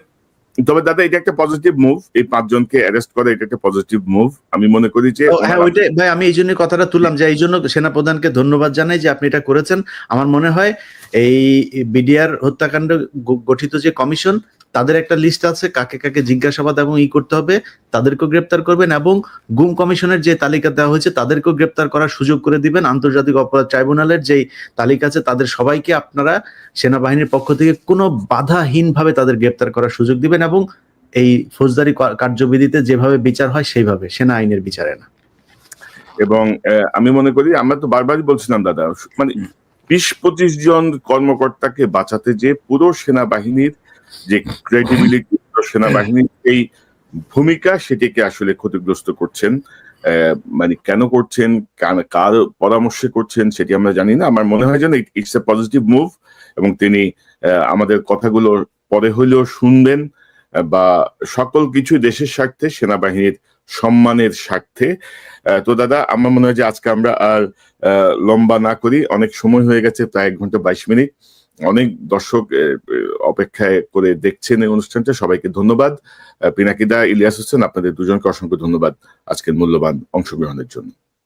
দর্শক, এতক্ষণ যারা অনুষ্ঠান শুনলে নিশ্চয়ই আপনার এই আলোচনা মর্মার্থ উপলব্ধি করতে সক্ষম হবেন। আমরা যেটি বলতে চেয়েছি, ডক্টর ইউনূসের যে ক্যারিশমেটিক নেতৃত্ব, সেই নেতৃত্ব বাংলাদেশের মানুষকে একটু নতুন ভাবে আশা জাগিয়েছে, এবং আমরা মনে করি যে নির্বাচনের ডামাডোল না তুলে ডক্টর ইউনূসের মাধ্যমে আমাদের দেশের যে আবর্জনাগুলো জমেছিল, যেই কাজগুলো রাজনৈতিক সরকারগুলো করতে পারবে না, সেই কাজগুলো ডক্টর ইউনূসের নেতৃত্বে অন্তর্বর্তীকালীন সরকারের মাধ্যমে আমরা যদি সম্পন্ন করতে পারি, তাহলে আমরা কি সুন্দর বাংলাদেশের দিকে যাব। সুযোগ সৃষ্টি হয়েছে, নতুন যে 7 কোটি ভোটার, সেই 7 কোটি ভোটারের কথা মাথায় রেখে আমাদের রাজনৈতিক নেতারা তাদের বক্তব্য দেবেন, তাদের কর্মসূচি ঠিক করবেন, সেটি আমরা প্রত্যাশা করি। আর পাশাপাশি আমাদেরকে গালাগালি করে কোনো লাভ নাই। ইউটিউব থেকে যে টাকা আমাদের আসে ভিউয়ারশিপ থেকে, তার অর্ধেকের বেশি খরচ হয়ে যায় আমাদের পেইড সফটওয়্যারে। আর আমাদের যারা আমাদেরকে ইঙ্গিত করে বিভিন্ন দলের বিভিন্ন নেতার যারা কথা বলছেন, তাদের একটা কমিটি বাণিজ্যের 10 ভাগের 1 ভাগ টাকাও আমরা ইউটিউব থেকে পাই না। এই কথাটি আবারও মনে করিয়ে দিলাম। আমরা বাংলাদেশের পক্ষে কাজ করছি, আমরা বাংলাদেশকে একটি পর্যায়ে নিয়ে যেতে চাই, কোনো দলের পক্ষে কাজ করছি না। হাসিনা হুমকি দিয়ে কিছু করতে পারে নাই, হাসিনা জেলে পাঠিয়ে পারিবারিকভাবে নির্যাতন করে কিছু করতে পারে নাই, আর এখন তো সেই স্বপ্ন অনেক দূরাগত। সো যারা যেই জায়গায় আছেন, ভুল বোঝাবুঝির কোনো অবকাশ নাই।